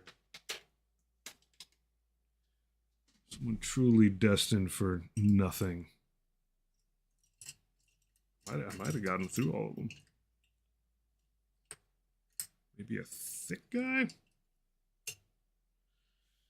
Yeah, so in the case of individual cells, like depending on what they do, they are often doing like very specific chemical processes. So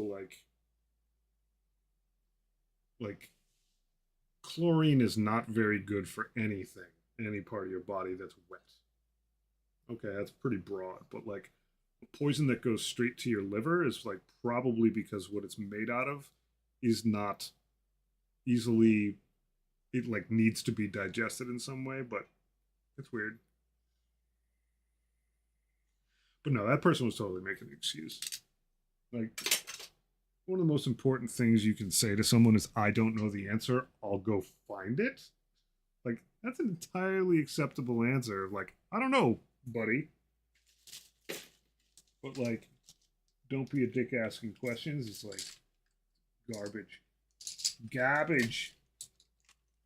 Ooh, I did find another one of my tiny little dry brushes though. You can come out. You can come out and play. I'm gonna need you in a few. Alright. Well, considering I don't need a ton of this basing material, I just want to like fill in some gaps and spread a little out. I am gonna use a super tiny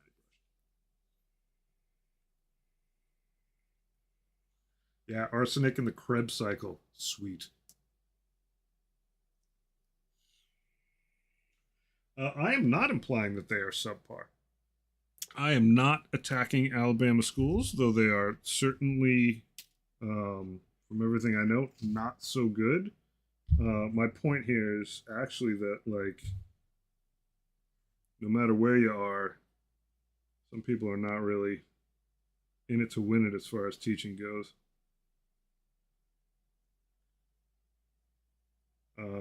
I'm not going to say that I'm surprised that I'm discussing Alabama schools in this context, but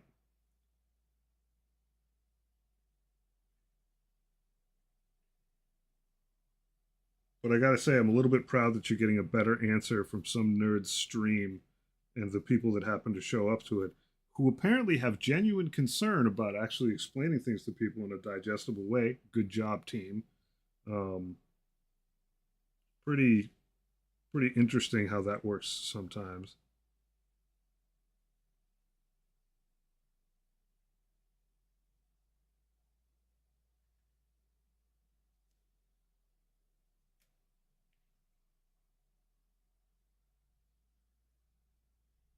I think I'm going to need to pull some of this out and wet it down a bit. Do I have any disposable little cups? I know I do. It's a matter of, oh, I hear the sound. Yeah, here we go.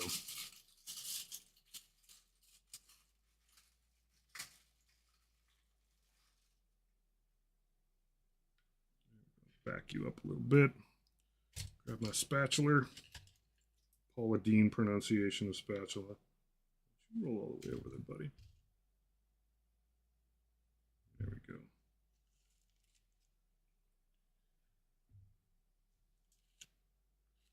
Tiny paper cups. Worth it. I have another stack of these downstairs that I put ketchup and various sauces for my children in. Rather than doing the spray and pray on the plate. Here's my sauce again.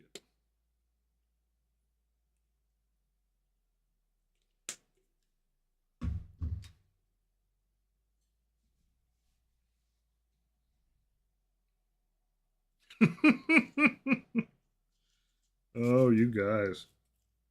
Perfect for each other. You know, considering this stuff is intentionally not pigmented, I could do the smart thing. Considering I want this to be very concrete-y, I could just add some paint to it right now. Could do it. long as we're playing Mr. Mix-It. Mix-a-Lot. Question is, can I reach through all of this and get behind there and find an actual gray? I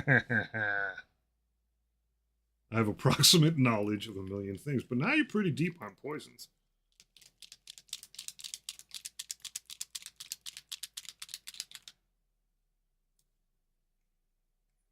Bloop, bloop, bloop. It's fun to play Mix-It.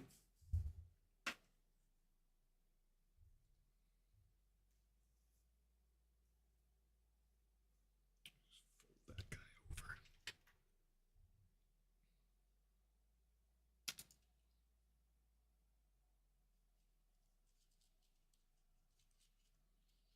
over. All right, now my basic material is at least super thinned out and gray to begin with. One giant leap for mankind. Yeah, that's good. Now I can get in there and spill this whole cup on the thing like an idiot. I can do it. I find a way to store that stuff better. I probably should just put those individual canisters into Ziploc bags. Oh yeah, now it's nice and sloppy. I think it'll take longer to dry, but I'm not. This guy's got to sit here overnight no matter what.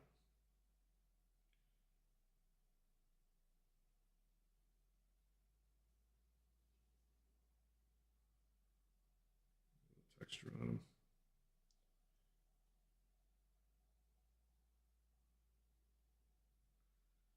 Get a little less clumpy. In fact, I could pick this stuff up and stir it back in. Back in the mix. There we go. Right up to the edge. Nice and happy. Get a little pain getting in there, but not too bad. This brush is actually turning out to be pretty solid for this work. Getting just enough grit up. Put it in here nice and wet and sloppy. I don't want it to be super thick. My stat sheet is straight fives. Strangely enough, on that subject, every once in a while in like RPGs, I make a character is basically it's sometimes named Joe Average. Just like, I wonder how this plays. I've done it in Fallout numerous times. Just like, what if I wasn't terrible at anything? What if I wasn't min-maxing?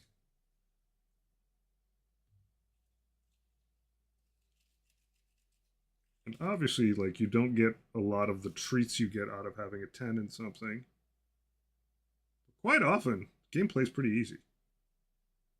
You just don't have, I mean, depending on the game, sometimes it plays terribly, but more often than not, I've found that, like, an absolutely average build is like, I don't have to rely on any one thing. Get around. So obviously this glop is watered down a ton. It's going to shrink a little bit as the water evaporates out of it. All I got to do is just make sure that I'm getting to the bottom of this thing so I'm getting enough grit to cover. But all I'm really trying to do is, well, it's two things. It's lose the normal texture of the base a little bit, because that sort of stands out pretty obviously. And two, just have like a little bit of connective tissue between some of these chunky bits of stone, so they don't look like they're just glued on. I always just go melee or unarmed build in the gun game. Oh my God, and in Fallout specifically, like it's such a hoot.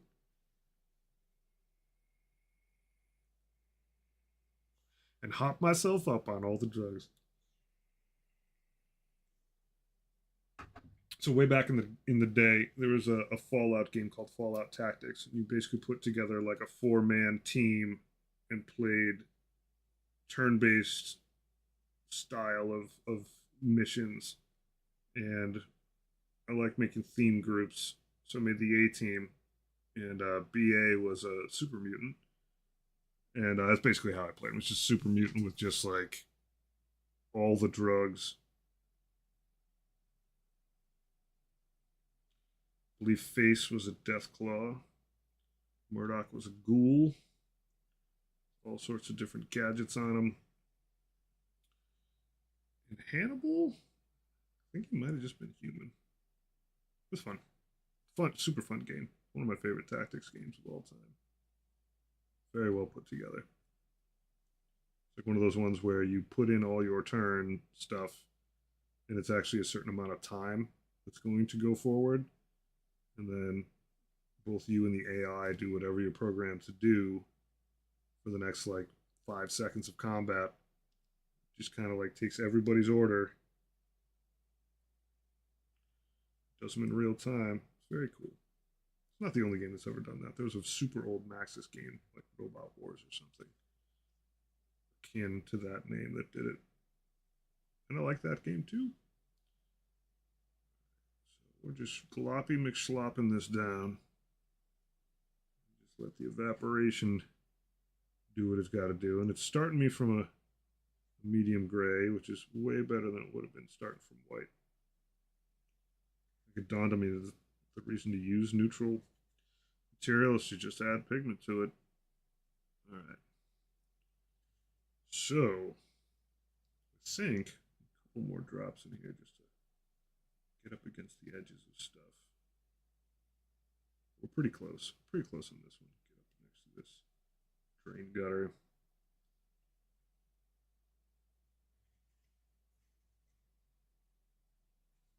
So what I'll do when I get to this part, I'll dry brush a lot of this, like paint it with something a little bit darker, dry brush it a bit.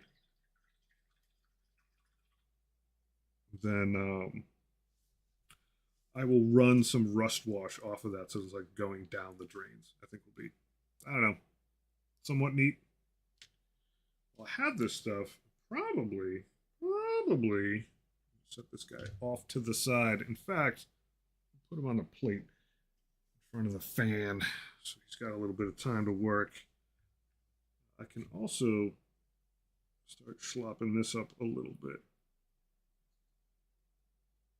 I may need to thicken it a wee bit. Maybe not. Maybe not. It's already got some texture on it, so I don't have to go nuts. But I do need to like seal some gappage.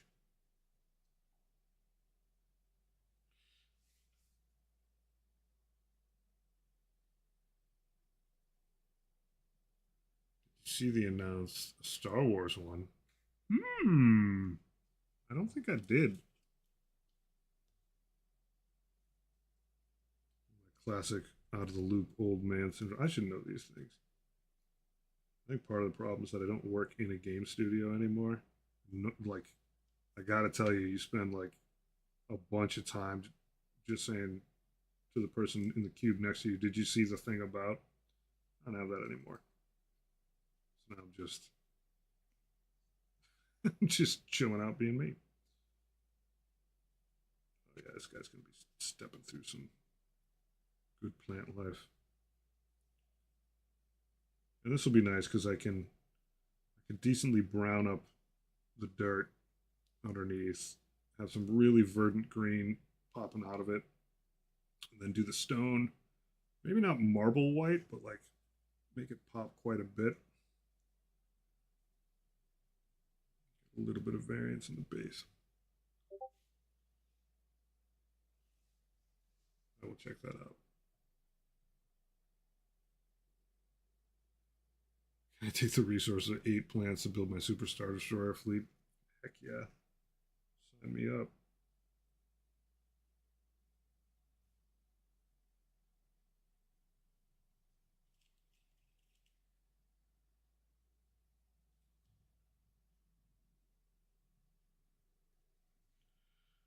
I'm checking now. I gotta be super careful how I pick this guy up because I did wash him like a few minutes ago. I'm just checking for little edges where the stone is a little bit lifted. I'm not gonna go crazy. I'm not gonna get close to that chain because I don't have to. I'm gonna sneak in there a little bit.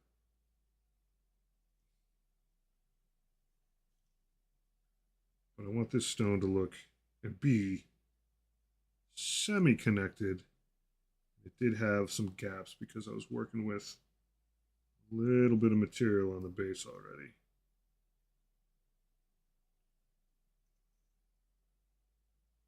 Like this base is gonna look damp, not swampy per se, but like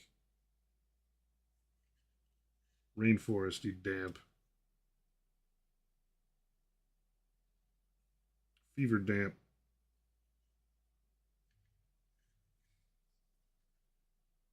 I can't wait to drop 3 of these guys on the table. Glorious, what a lovely day.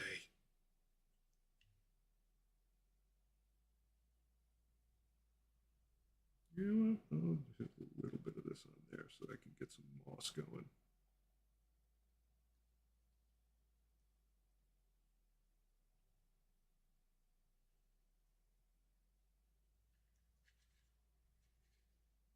All right, that was good and sloppy too. I can drop that on the. Thank you very much, moss. My window to the world. You know what? This brush is still in okay shape. Put it back with the beater brushes, but not too shabby. This guy can go on the sacred plate of drying. And finally, I still got this bum lying around. For some reason, I haven't finished up. So, you know what? Get some material down for this guy, too.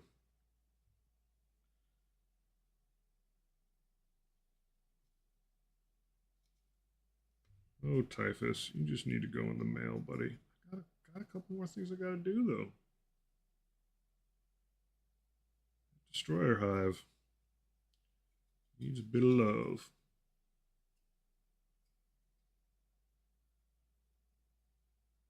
T-Money.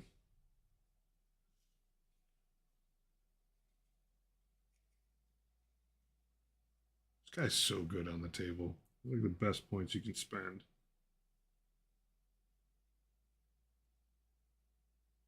Like he plays like his character is. Like he just F's with people. Like bad for your plans if he's on the table.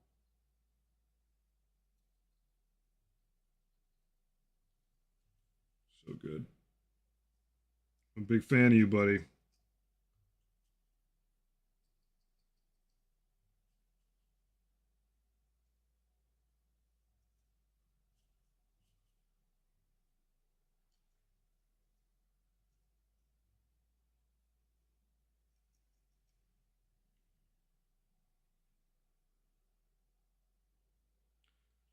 His combat patrol rules.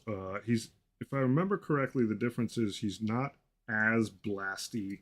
Well, not the keyword blast, but his mind lasers aren't quite as devastating.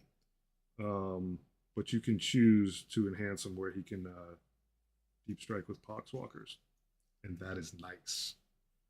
His other rule is he more assertively creates poxwalkers,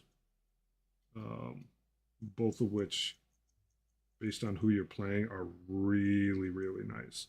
Like in standard 40k, his mind lasers count as unit kills for getting poxwalkers back, which is sweet. Um, but I think he actually has like an enhancement rule in combat patrol that might just keep bringing back. I mean, you know what? I don't remember, but I think that's the case. But he slaps in both combat patrol and I am going to check this thing. Like he's just a threat. Never had a good game with him. Oh my god, he's such a threat. Did you attach him to Terminators? Look up his sheet, make sure I have any idea what I'm talking about.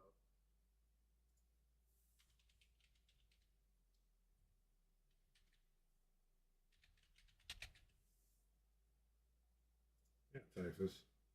What you got, buddy? Yeah. Yeah, don't put him on Terminators. Put him on a freaking bestial pile of Poxwalkers.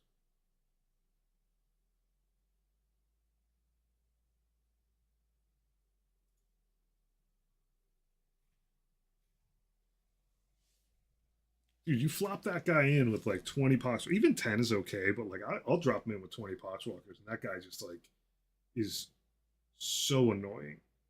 Oh my god, he's so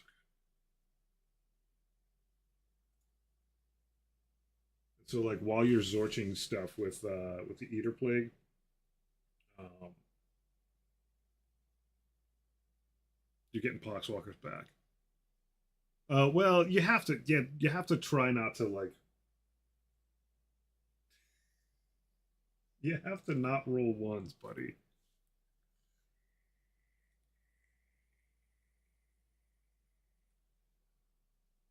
It's tough.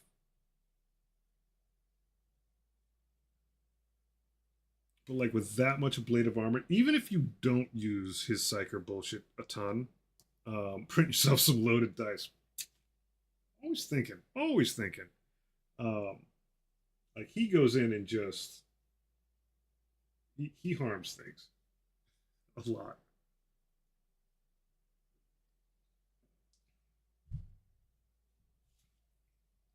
But the threat of him is pretty solid.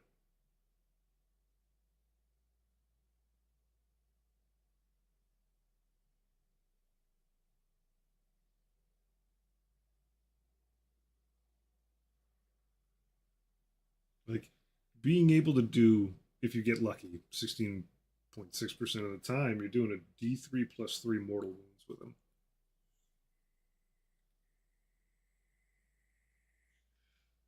I mean, what you're describing, Moth, is absolute, or Moth, Flamingo, is it's 100% dope. Like the LOC with Death Shroud is fantastic. Like in the game that I'm actually going to finish this Wednesday, it's been sitting out in my barn all winter. Um, I've got Typhus with Poxwalkers. I've got LOC with the Death Shroud, and I've got the Lord of Virulence with my Blight Lords, and it's just like it's it's three places on the map that are just like not good to be, and I'm going up against Chaos Knights, um, big boys. I think Will had room for all four of the big boys um, and a Warhound and or a War Dog, excuse me.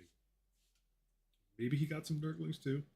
Um, all are good, but the the thing I like about Typhus with Poxwalkers is you can gum up a very large space, and Poxwalkers, while they get beat up, um, they have longevity in that they can come back.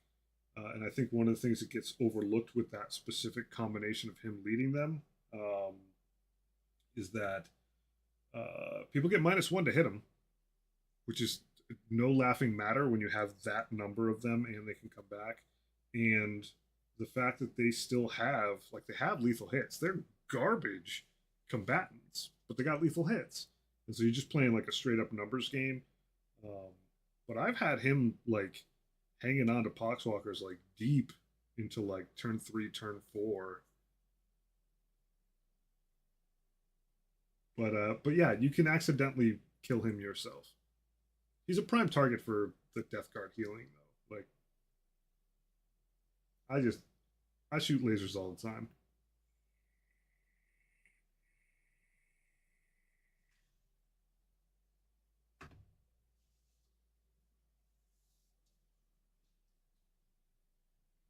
You know what another good use for him is? And it's gonna sound a little wasteful, but it's not that expensive because he's cheap and Poxwalkers are cheap. Just leave him at home. Be like, you want to come in here? You're never taking this objective. Never. And if you do show up with something, I might hit you with my lasers.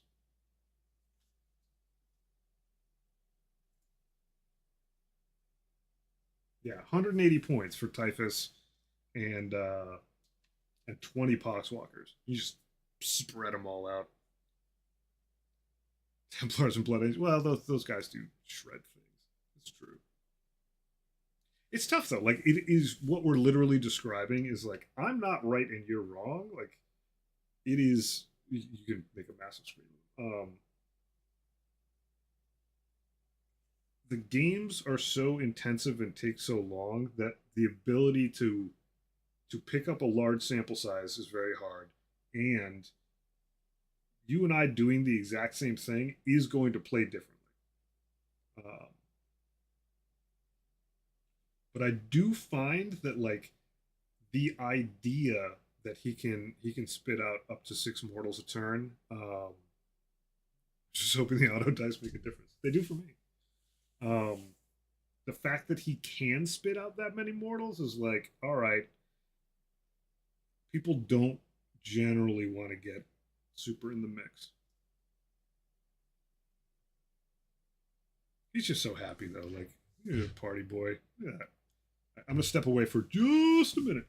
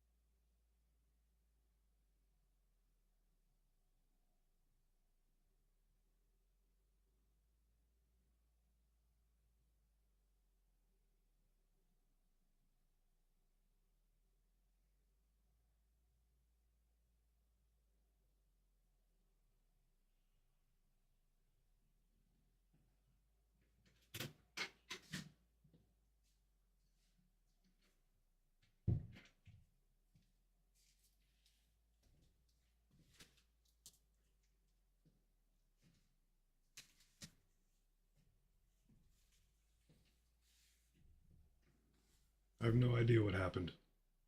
Did that redeem go through? That's a good question. Can I look it up? Oh, Moss. It did go through. Sweet. Congratulations. You are due.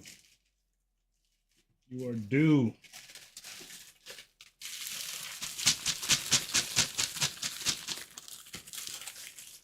Sweet, delicious dice.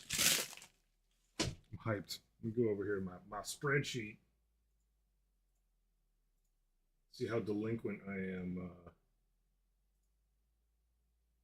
I have so much stuff I'm like overdue to mail out. Moth, moth, moth, moth. God, I still owe Miati dice. What a dick I am.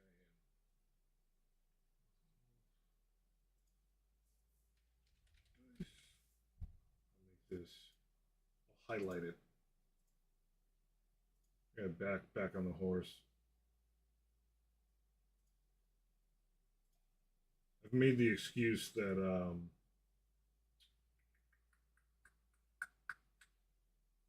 got to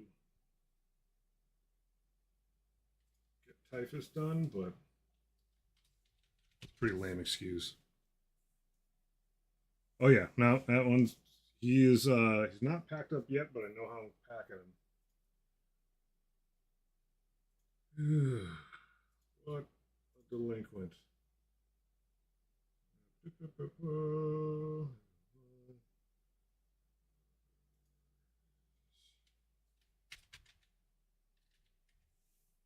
That I think we're pretty close. A little bit of housekeeping. Now I'll close the window that has everybody's addresses in it. Yeah, my convenience sort of, but I've been leaning on my convenience quite a bit. This guy's pretty close. Um, Speaking of which, though, I do have a wee bit.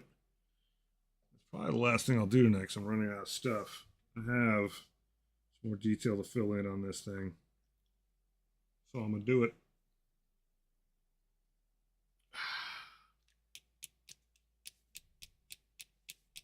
I overrule all discounts and raise you pet centrics.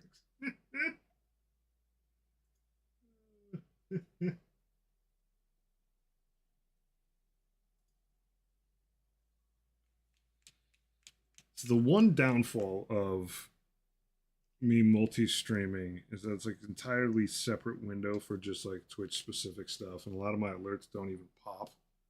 I'm sure there's a way that someone has made it work, but I am not good at that. Um,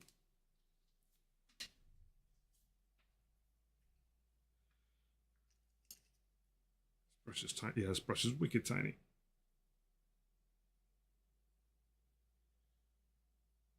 So stuff happens like rating. I sometimes don't catch. Like Richu 96 followed me an hour ago. What a dick! I didn't say anything because I didn't see it. It's not right in front of my face. So we're on this stupid other screen. I gotta just line things up better. You know what? I should put. I can't put this over there. I'll figure it out. Stupid TV production. All right, shiny wings, shiny wings, shiny flies, shiny wings. So many little flies. Man, the first time I painted this model, I think I probably painted 1/8 of the actual flies around here. Didn't really matter though. I added so much glitter to it. It was just like a hot mess. It's awesome.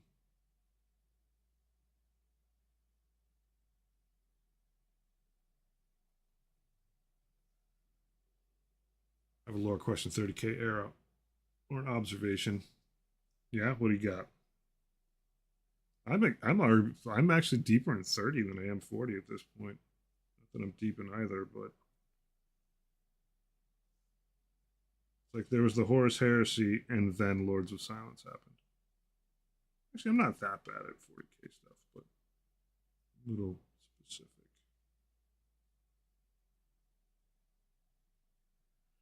Do you think the reason the Custodes and Fists had a broom on their head was because the job was clearly to clean the palace all the time?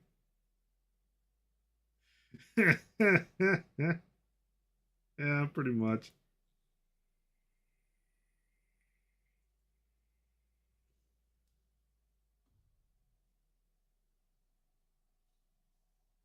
It's a hard knock life.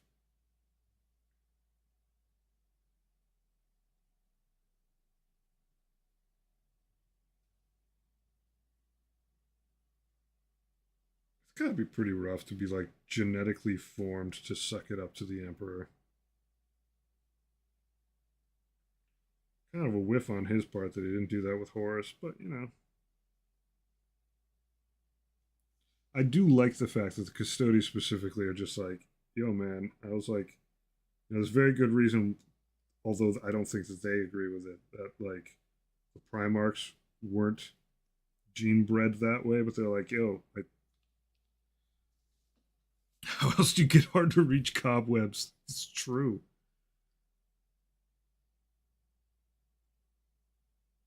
Emperor's like, I need them to think for themselves. The Custodes, I don't need them to really think for themselves. I need them to think about me. Fantasize only about me.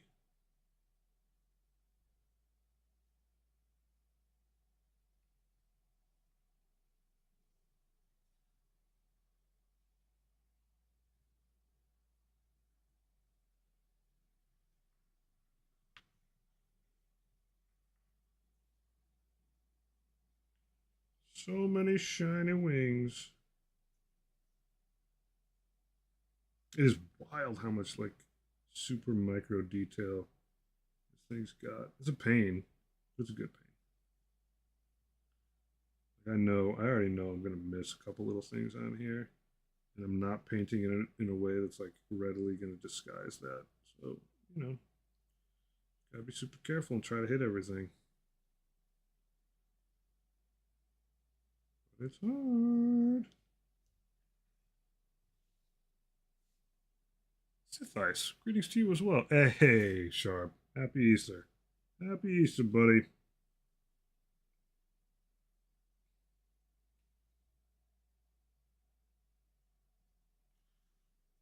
It's a good chill one for me.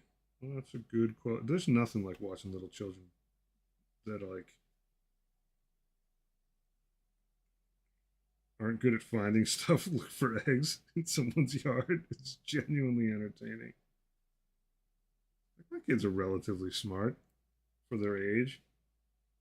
They have no so going to get the upcoming Death Guard Battle Force. Me too, buddy.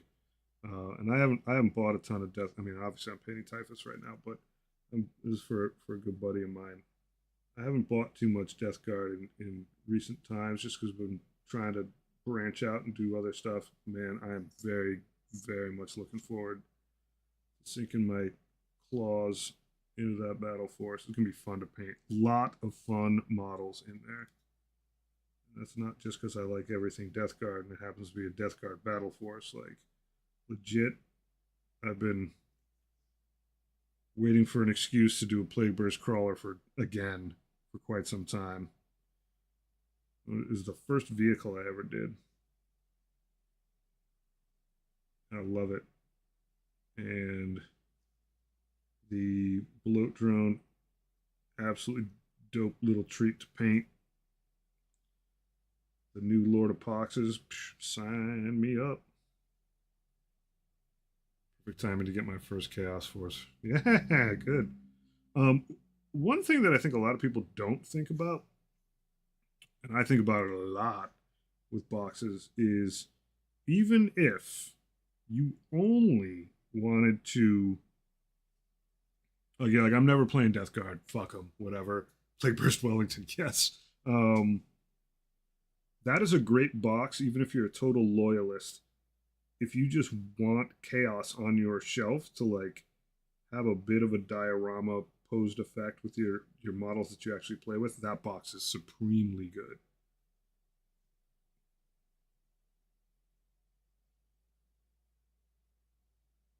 Of course, if it's the gateway that gets you to chaos, more power to you.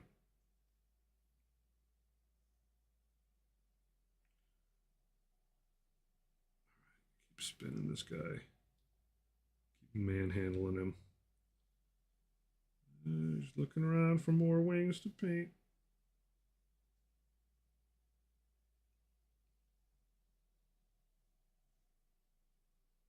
And there's a lot of edges to get.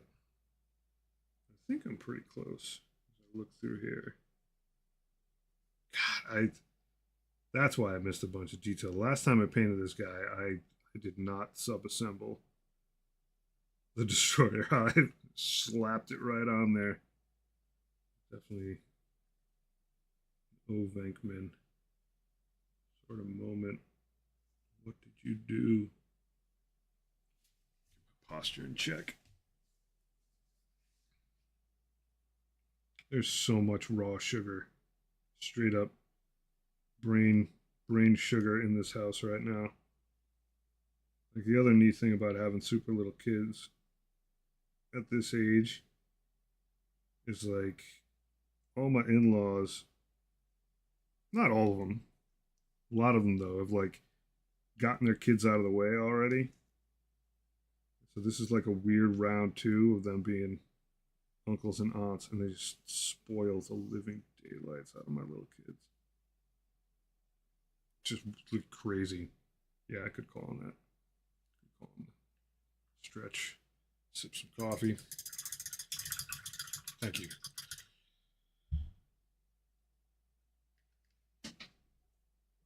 Everybody just piled candy on these children. And I'm sort of the liberal let them rip sort of school of thought. I'm like, screw it, you guys want to eat a bunch of candy? Go nuts. Like I don't sit there and like portion it out. My wife does because she's sane. But I was like cracking open candy for these kids like all day long, just sneaking them stuff, just watching them flip out.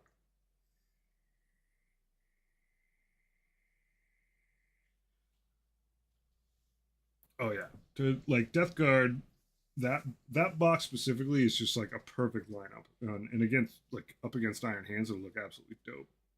Candy bribes, yes, yes indeed. The DLC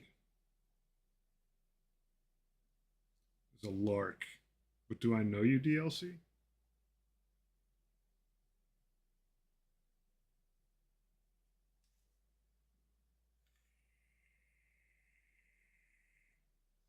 Sweet, good to see you, man.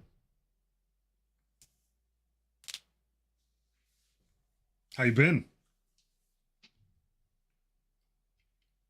That name stands out.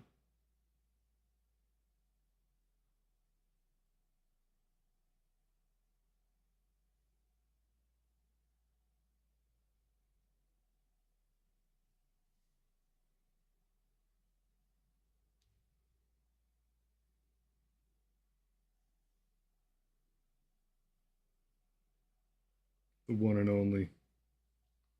I think I got everything on there. City living is fun. I by the time we met, I was already like a suburban dude, but yeah, kids are dope. Grow up so fast, just like they say, but it's not that fast when you pay attention. But no, they're doing good. Uh, Ruby's 4, Kira's going to be 3 soon. To put them both into school, which is pretty wild. It's chaos. It's just absolute chaos, but I love it. Keeps me on my toes.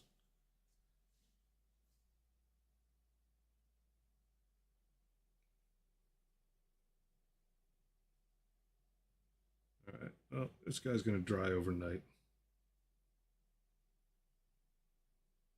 Yeah, good. It's the perfect kind of chaos. Hey, it's good to see you, buddy. It's been a while. It's been a bit.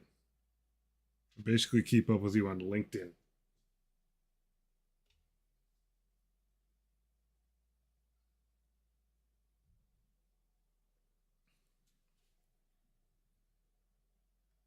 I do sometimes miss living. Like I can't walk out my front door and go do stuff.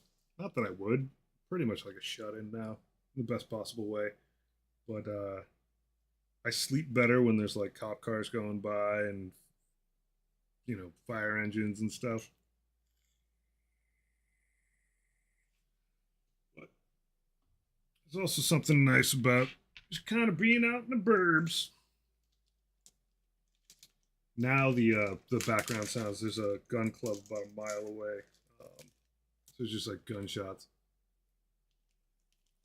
I watch from the YouTube side of things. I finally set up Twitch. Sweet, yeah. And I'm finally at the point where like I can cross stream. Though I'm not sure it even works all that good, but now I could just push the button once and it goes to YouTube and goes to Twitch. It's fun. It's a heck of a lot of fun.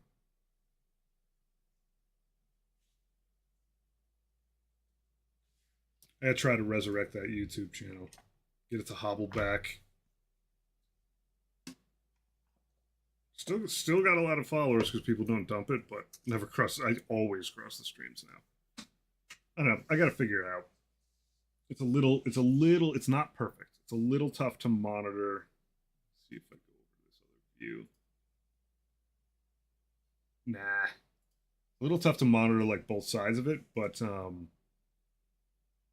it apparently works. Like the Twitch side is saying that my bit rate's totally unstable. I'm like, well, we can do. Yeah, so the thing is, like, I've never gotten a check from YouTube, but I was monetized. You got to make $100 before they'll send you anything. Um, and then like I dipped below because I just wasn't making videos over there. So it'd be nice to get back in the saddle. As far as what I play, um, near and dear to my heart is Death Guard. As far as 2,000 point armies, yeah, I've got Chaos Knights. That's like 4 or 5 models. I just play 4 big boys.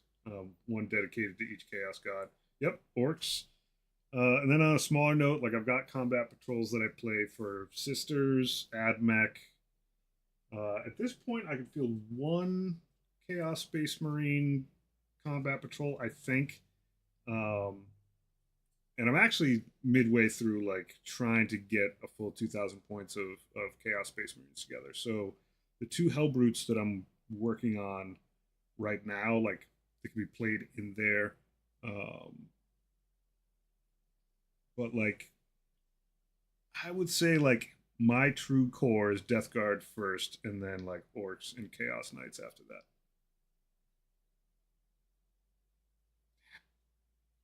I am so sad that Gellerpox don't have like a legit, like they've got Legends rules. Ugh. Um, Makes me so sad. I should still play them anyway. It's not like Will's gonna say anything. Yeah, but like I don't know, something about Death Guard just makes me so happy, and it's where I got my start. Have I painted my Elucidian Star Striders yet?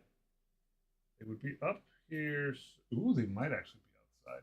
I think I painted some of them. No, I didn't. You're right. I didn't. I painted other part of that. No, I still haven't. What a bum. They're still sitting here. I was looking over here and I saw the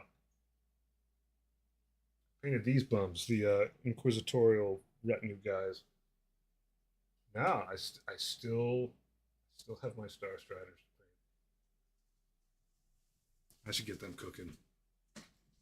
I don't need them right now to support something. I think those are going to get painted when I'm in like proper AdMech territory, Sisters territory.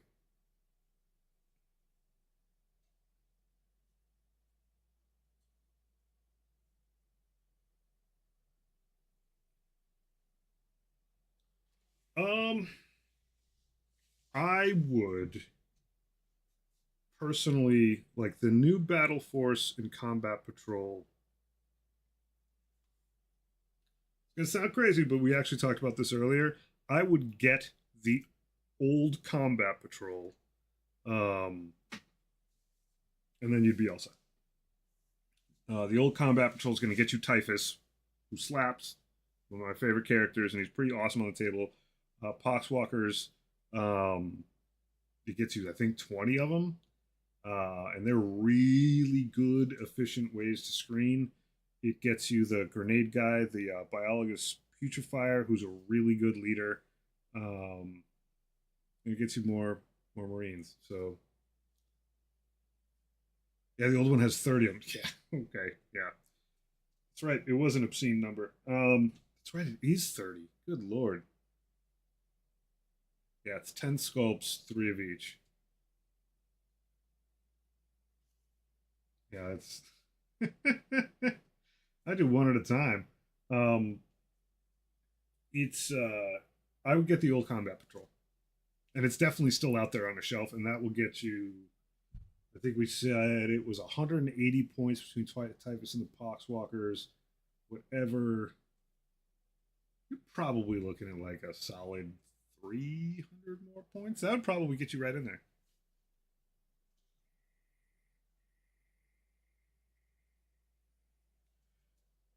I would consider that. Cadians into zombies, definitely. I do like the Poxwalker sculpts, but they are an acquired taste.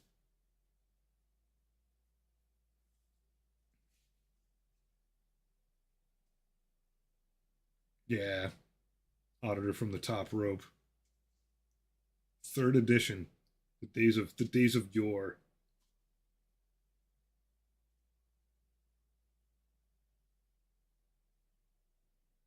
But yeah, it's a pretty solid 1,500 point army, and you've got enough flexibility. Like I don't go too crazy. Oh,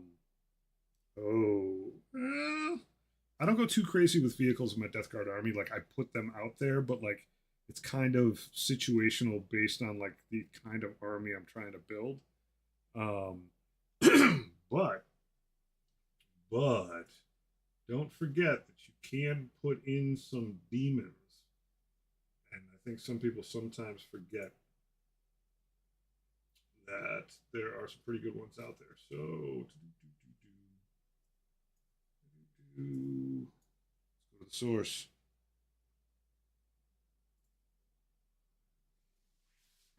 Most holy Wahapedia. If you want some, oh my god, so silly. Wait a second. I'm in Chaos Demons, right? Oh, that's because allegiance was set to Corn. Ha ha! Corn one Nurgle. There are some like interesting way add additions you can do. Nurglings are really good, I think.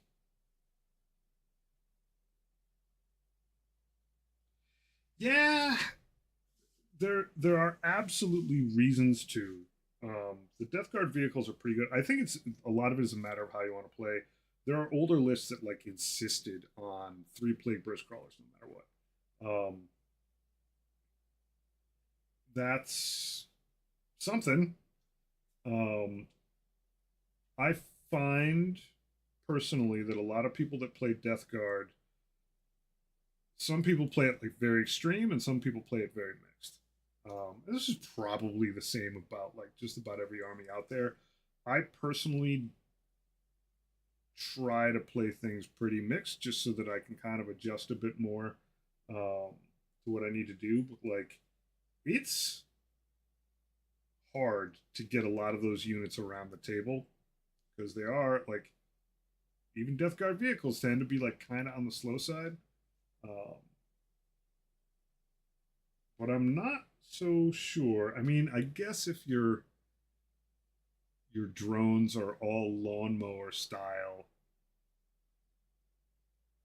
I don't know how you cope with infantry, but it depends very much on what you want to play. I personally think Nurglings are like, for me, they're not like an amazing unit, but the fact that they're infiltrators, um, and they just take a lot of hits to take down. Um, because Death Guard being pretty slow, though they're working on that. There's some detachments that are not as slow. Being able to just drop some Nurglings in the middle is pretty nice.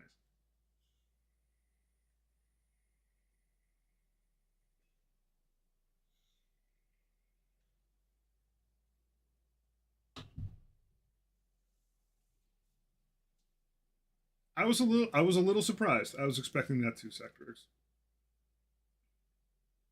I'd rather play Allied Chaos Knights. You know what's funny? It's funny you mentioned that. Rather than get Mortarion when I was getting started a couple years ago, I was like, not for me. Pretty cool, but I'm not sure I'm going to put them on the table. I got a Knight Tyrant, and I was like, this will be my big guy because you can pull in one Knight, and he was as expensive as I could get in there. And then my wife got me Mortarion, I think, for my birthday that year or something like that. So like, um, that is what you're describing is exactly what I did. I did enjoy painting Mortarion. I do enjoy playing him from time to time, but more often than not, I mean, I basically just nurgled out my Knight Tyrant. He's not in the room right now, sadly. But what you just described is exactly how I got started with Death Guard. I was like, I need some big threat on the table, and I found that the Tyrant was it was just big and beefy, but yeah, big and beefy, but also it's like it's a gun deck and it's tall enough where it can practically see everything. And so, what I often do with it is I just plant them in my backfield, um, because it just shoots. And if something gets close, and plenty of stuff will get through my line, like he wrecks it. But he's also the Knight Tyrant. You can't deep strike. Can't show up closer than 12 inches from him. So sometimes, depending on how the table's laid out, if you've got like if your deployment zone has like something off to the side, like you can place him in such a way where like nobody's getting into that corner anytime soon. And if they want to, now they're facing this thing. And quite often you're like, that's a lot of points to leave in your backfield. But like most of his guns like reach across the flipped table. So it's not bad. And you could flirt with him going forward a bit, and that's fine. Um, but I love Chaos Knights. Like they are super fun. And so the Tyrant is my Death Guard dedicated one. The Lancer is my Slaanesh one. The Rampager is my Corn one. And the one with the Electro Scourge whippy things is my Zinchi one. Those four are fun to play as an army, almost complete army. Your individual unit cycles can be a little slow because it's just like they're all weapon decks, but the games go pretty fast because you just don't have that many guys to roll for.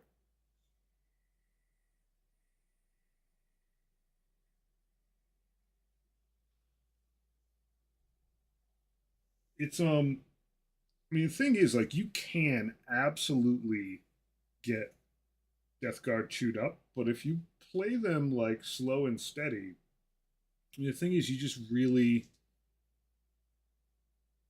don't want to play them like World Eaters, but like they can slap pretty hard. Like Plague Marines are a very solid like backbone pivot around crew of guys. Like they just get a wild number of different weapon options, suit just about anything, and they are tough. Um, they're Terminators. Like the fact that you get specifically, unique ranged and melee ones, and they're people rag on um, the ranged ones, the Blight Lord Terminators. I love them. Like they are a good solid threat. You just don't run up and uppercut stuff with them like turn one, but like you Zorts those guys in, and they are a significant threat. I don't know. I don't know how much they will. We'll see. I mean, it lasted into 10th edition. Um, some of your like your the thing is your Plague Marines have a lot of weapon variation. Your Terminators don't. Deathstrap Terminators are just like run around the sides and gauntlets. And Blight Lords are pretty specific about what they're equipped with, even though it's not the same thing. Um, but we'll see. No matter what, it's nice because I think the main thing, it's going to sound overly simplistic, and it is. But I think not enough people lean on the fact that almost everything you have in Death Guard is lethal hits. Um, you need to lean on that. You need to basically say, like, I need to roll dice. Some of these are going to be wounds. So it's part of the reason I like boss walkers a lot, is that, like, there's a pile of them, they're cheap, and, 16.6% of the time they just wound. Like, you have to just force the other person to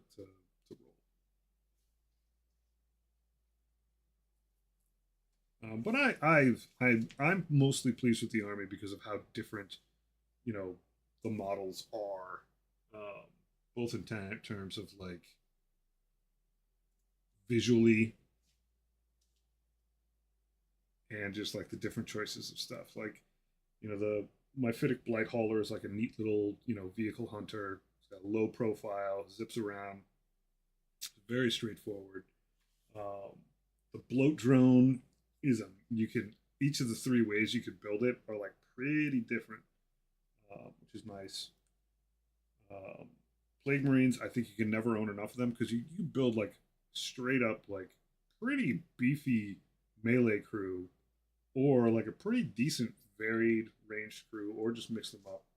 I mean, I generally just take my ranged guys off the table as they move um, up the table, and then by the time the remaining, four or five guys show up with melee, it's pretty gnarly. They do seem to be pulling some weapon variety out, and I this is going to be sad to say, but like I'm kind of for it. Like there are times like Plague Marines are like meme worthy weapon choices. Like it's too much. I like it, but like as a designer, I'm like, for real, dog.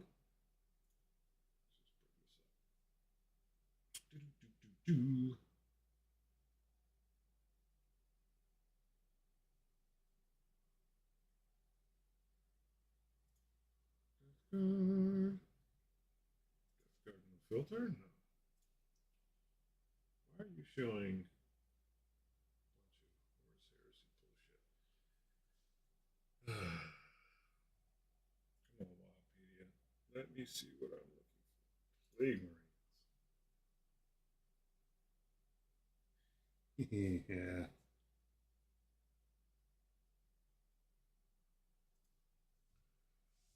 Still pending for doing some miniature rescue and getting some cheap Cadians on eBay convert to Poxwalkers. Absolutely. I love going to eBay and rescuing stuff. That said, though, Typhus is pretty good.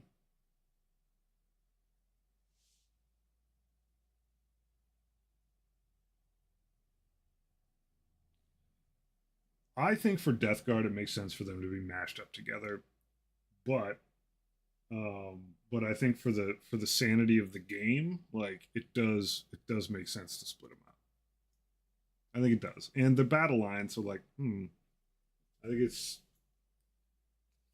like I am willing to recognize that a lot of variance is not always a really good thing. I mean, these guns are so freaking different, and in ninth, this was even like wilder. Like they took the melee weapons and they chunked that down into just like three flavors.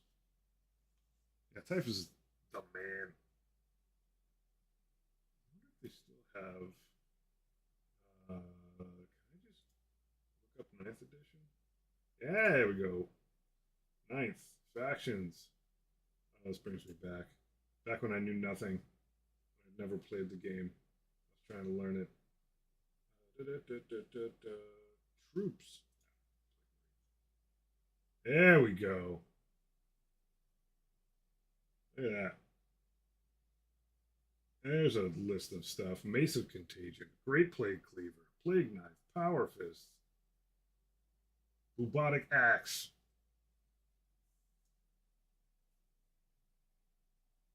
Hypius. No, you can absolutely get Typhus in the Putrefier from eBay. The Putrefier is dope. That little guy is a fun model to paint, and he's got like a lot of utility.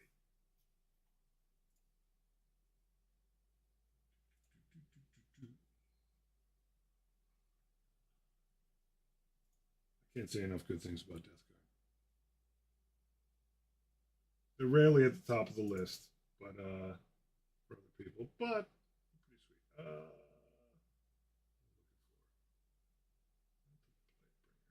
Biologist Putrefier, top of the list. Yeah, I mean, free grenade stratagem, pretty nice. Uh, and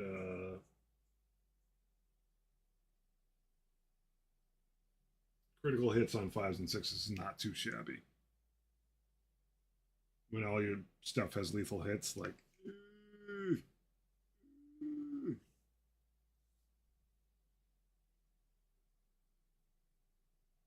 Sometimes you do mad work with that injector pistol, but generally speaking, it's not too much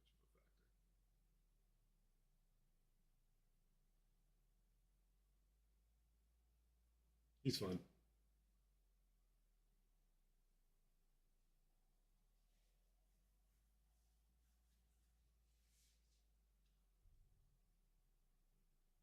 But yeah, there's just a lot of fun stuff. I mean, I also like, I'm the least trustworthy person out there because I think the Miasmic Malignifier is a great freaking unit for it. I just throw, I have one. It's neat.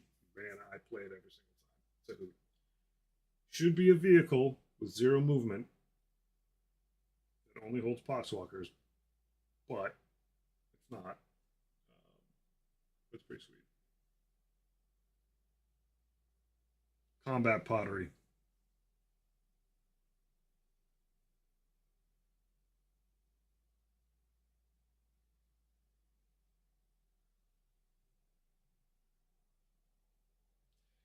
Anywho, the night carries on. It's a weeknight. Normally I'm not on Mondays, but I had a free night.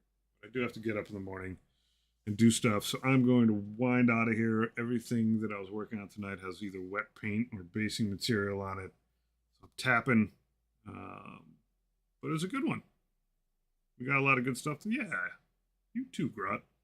Got a lot of good stuff done. I feel ever closer to actually showing up to the post office, mailing people what I owe them. And all this Death Guard talk makes me look over it at my eBay rescues and go, I probably need a sorcerer painted. Still, though, I gotta get these Chaos Space Marines going. Y'all the best. I will catch you next time. Have a great night.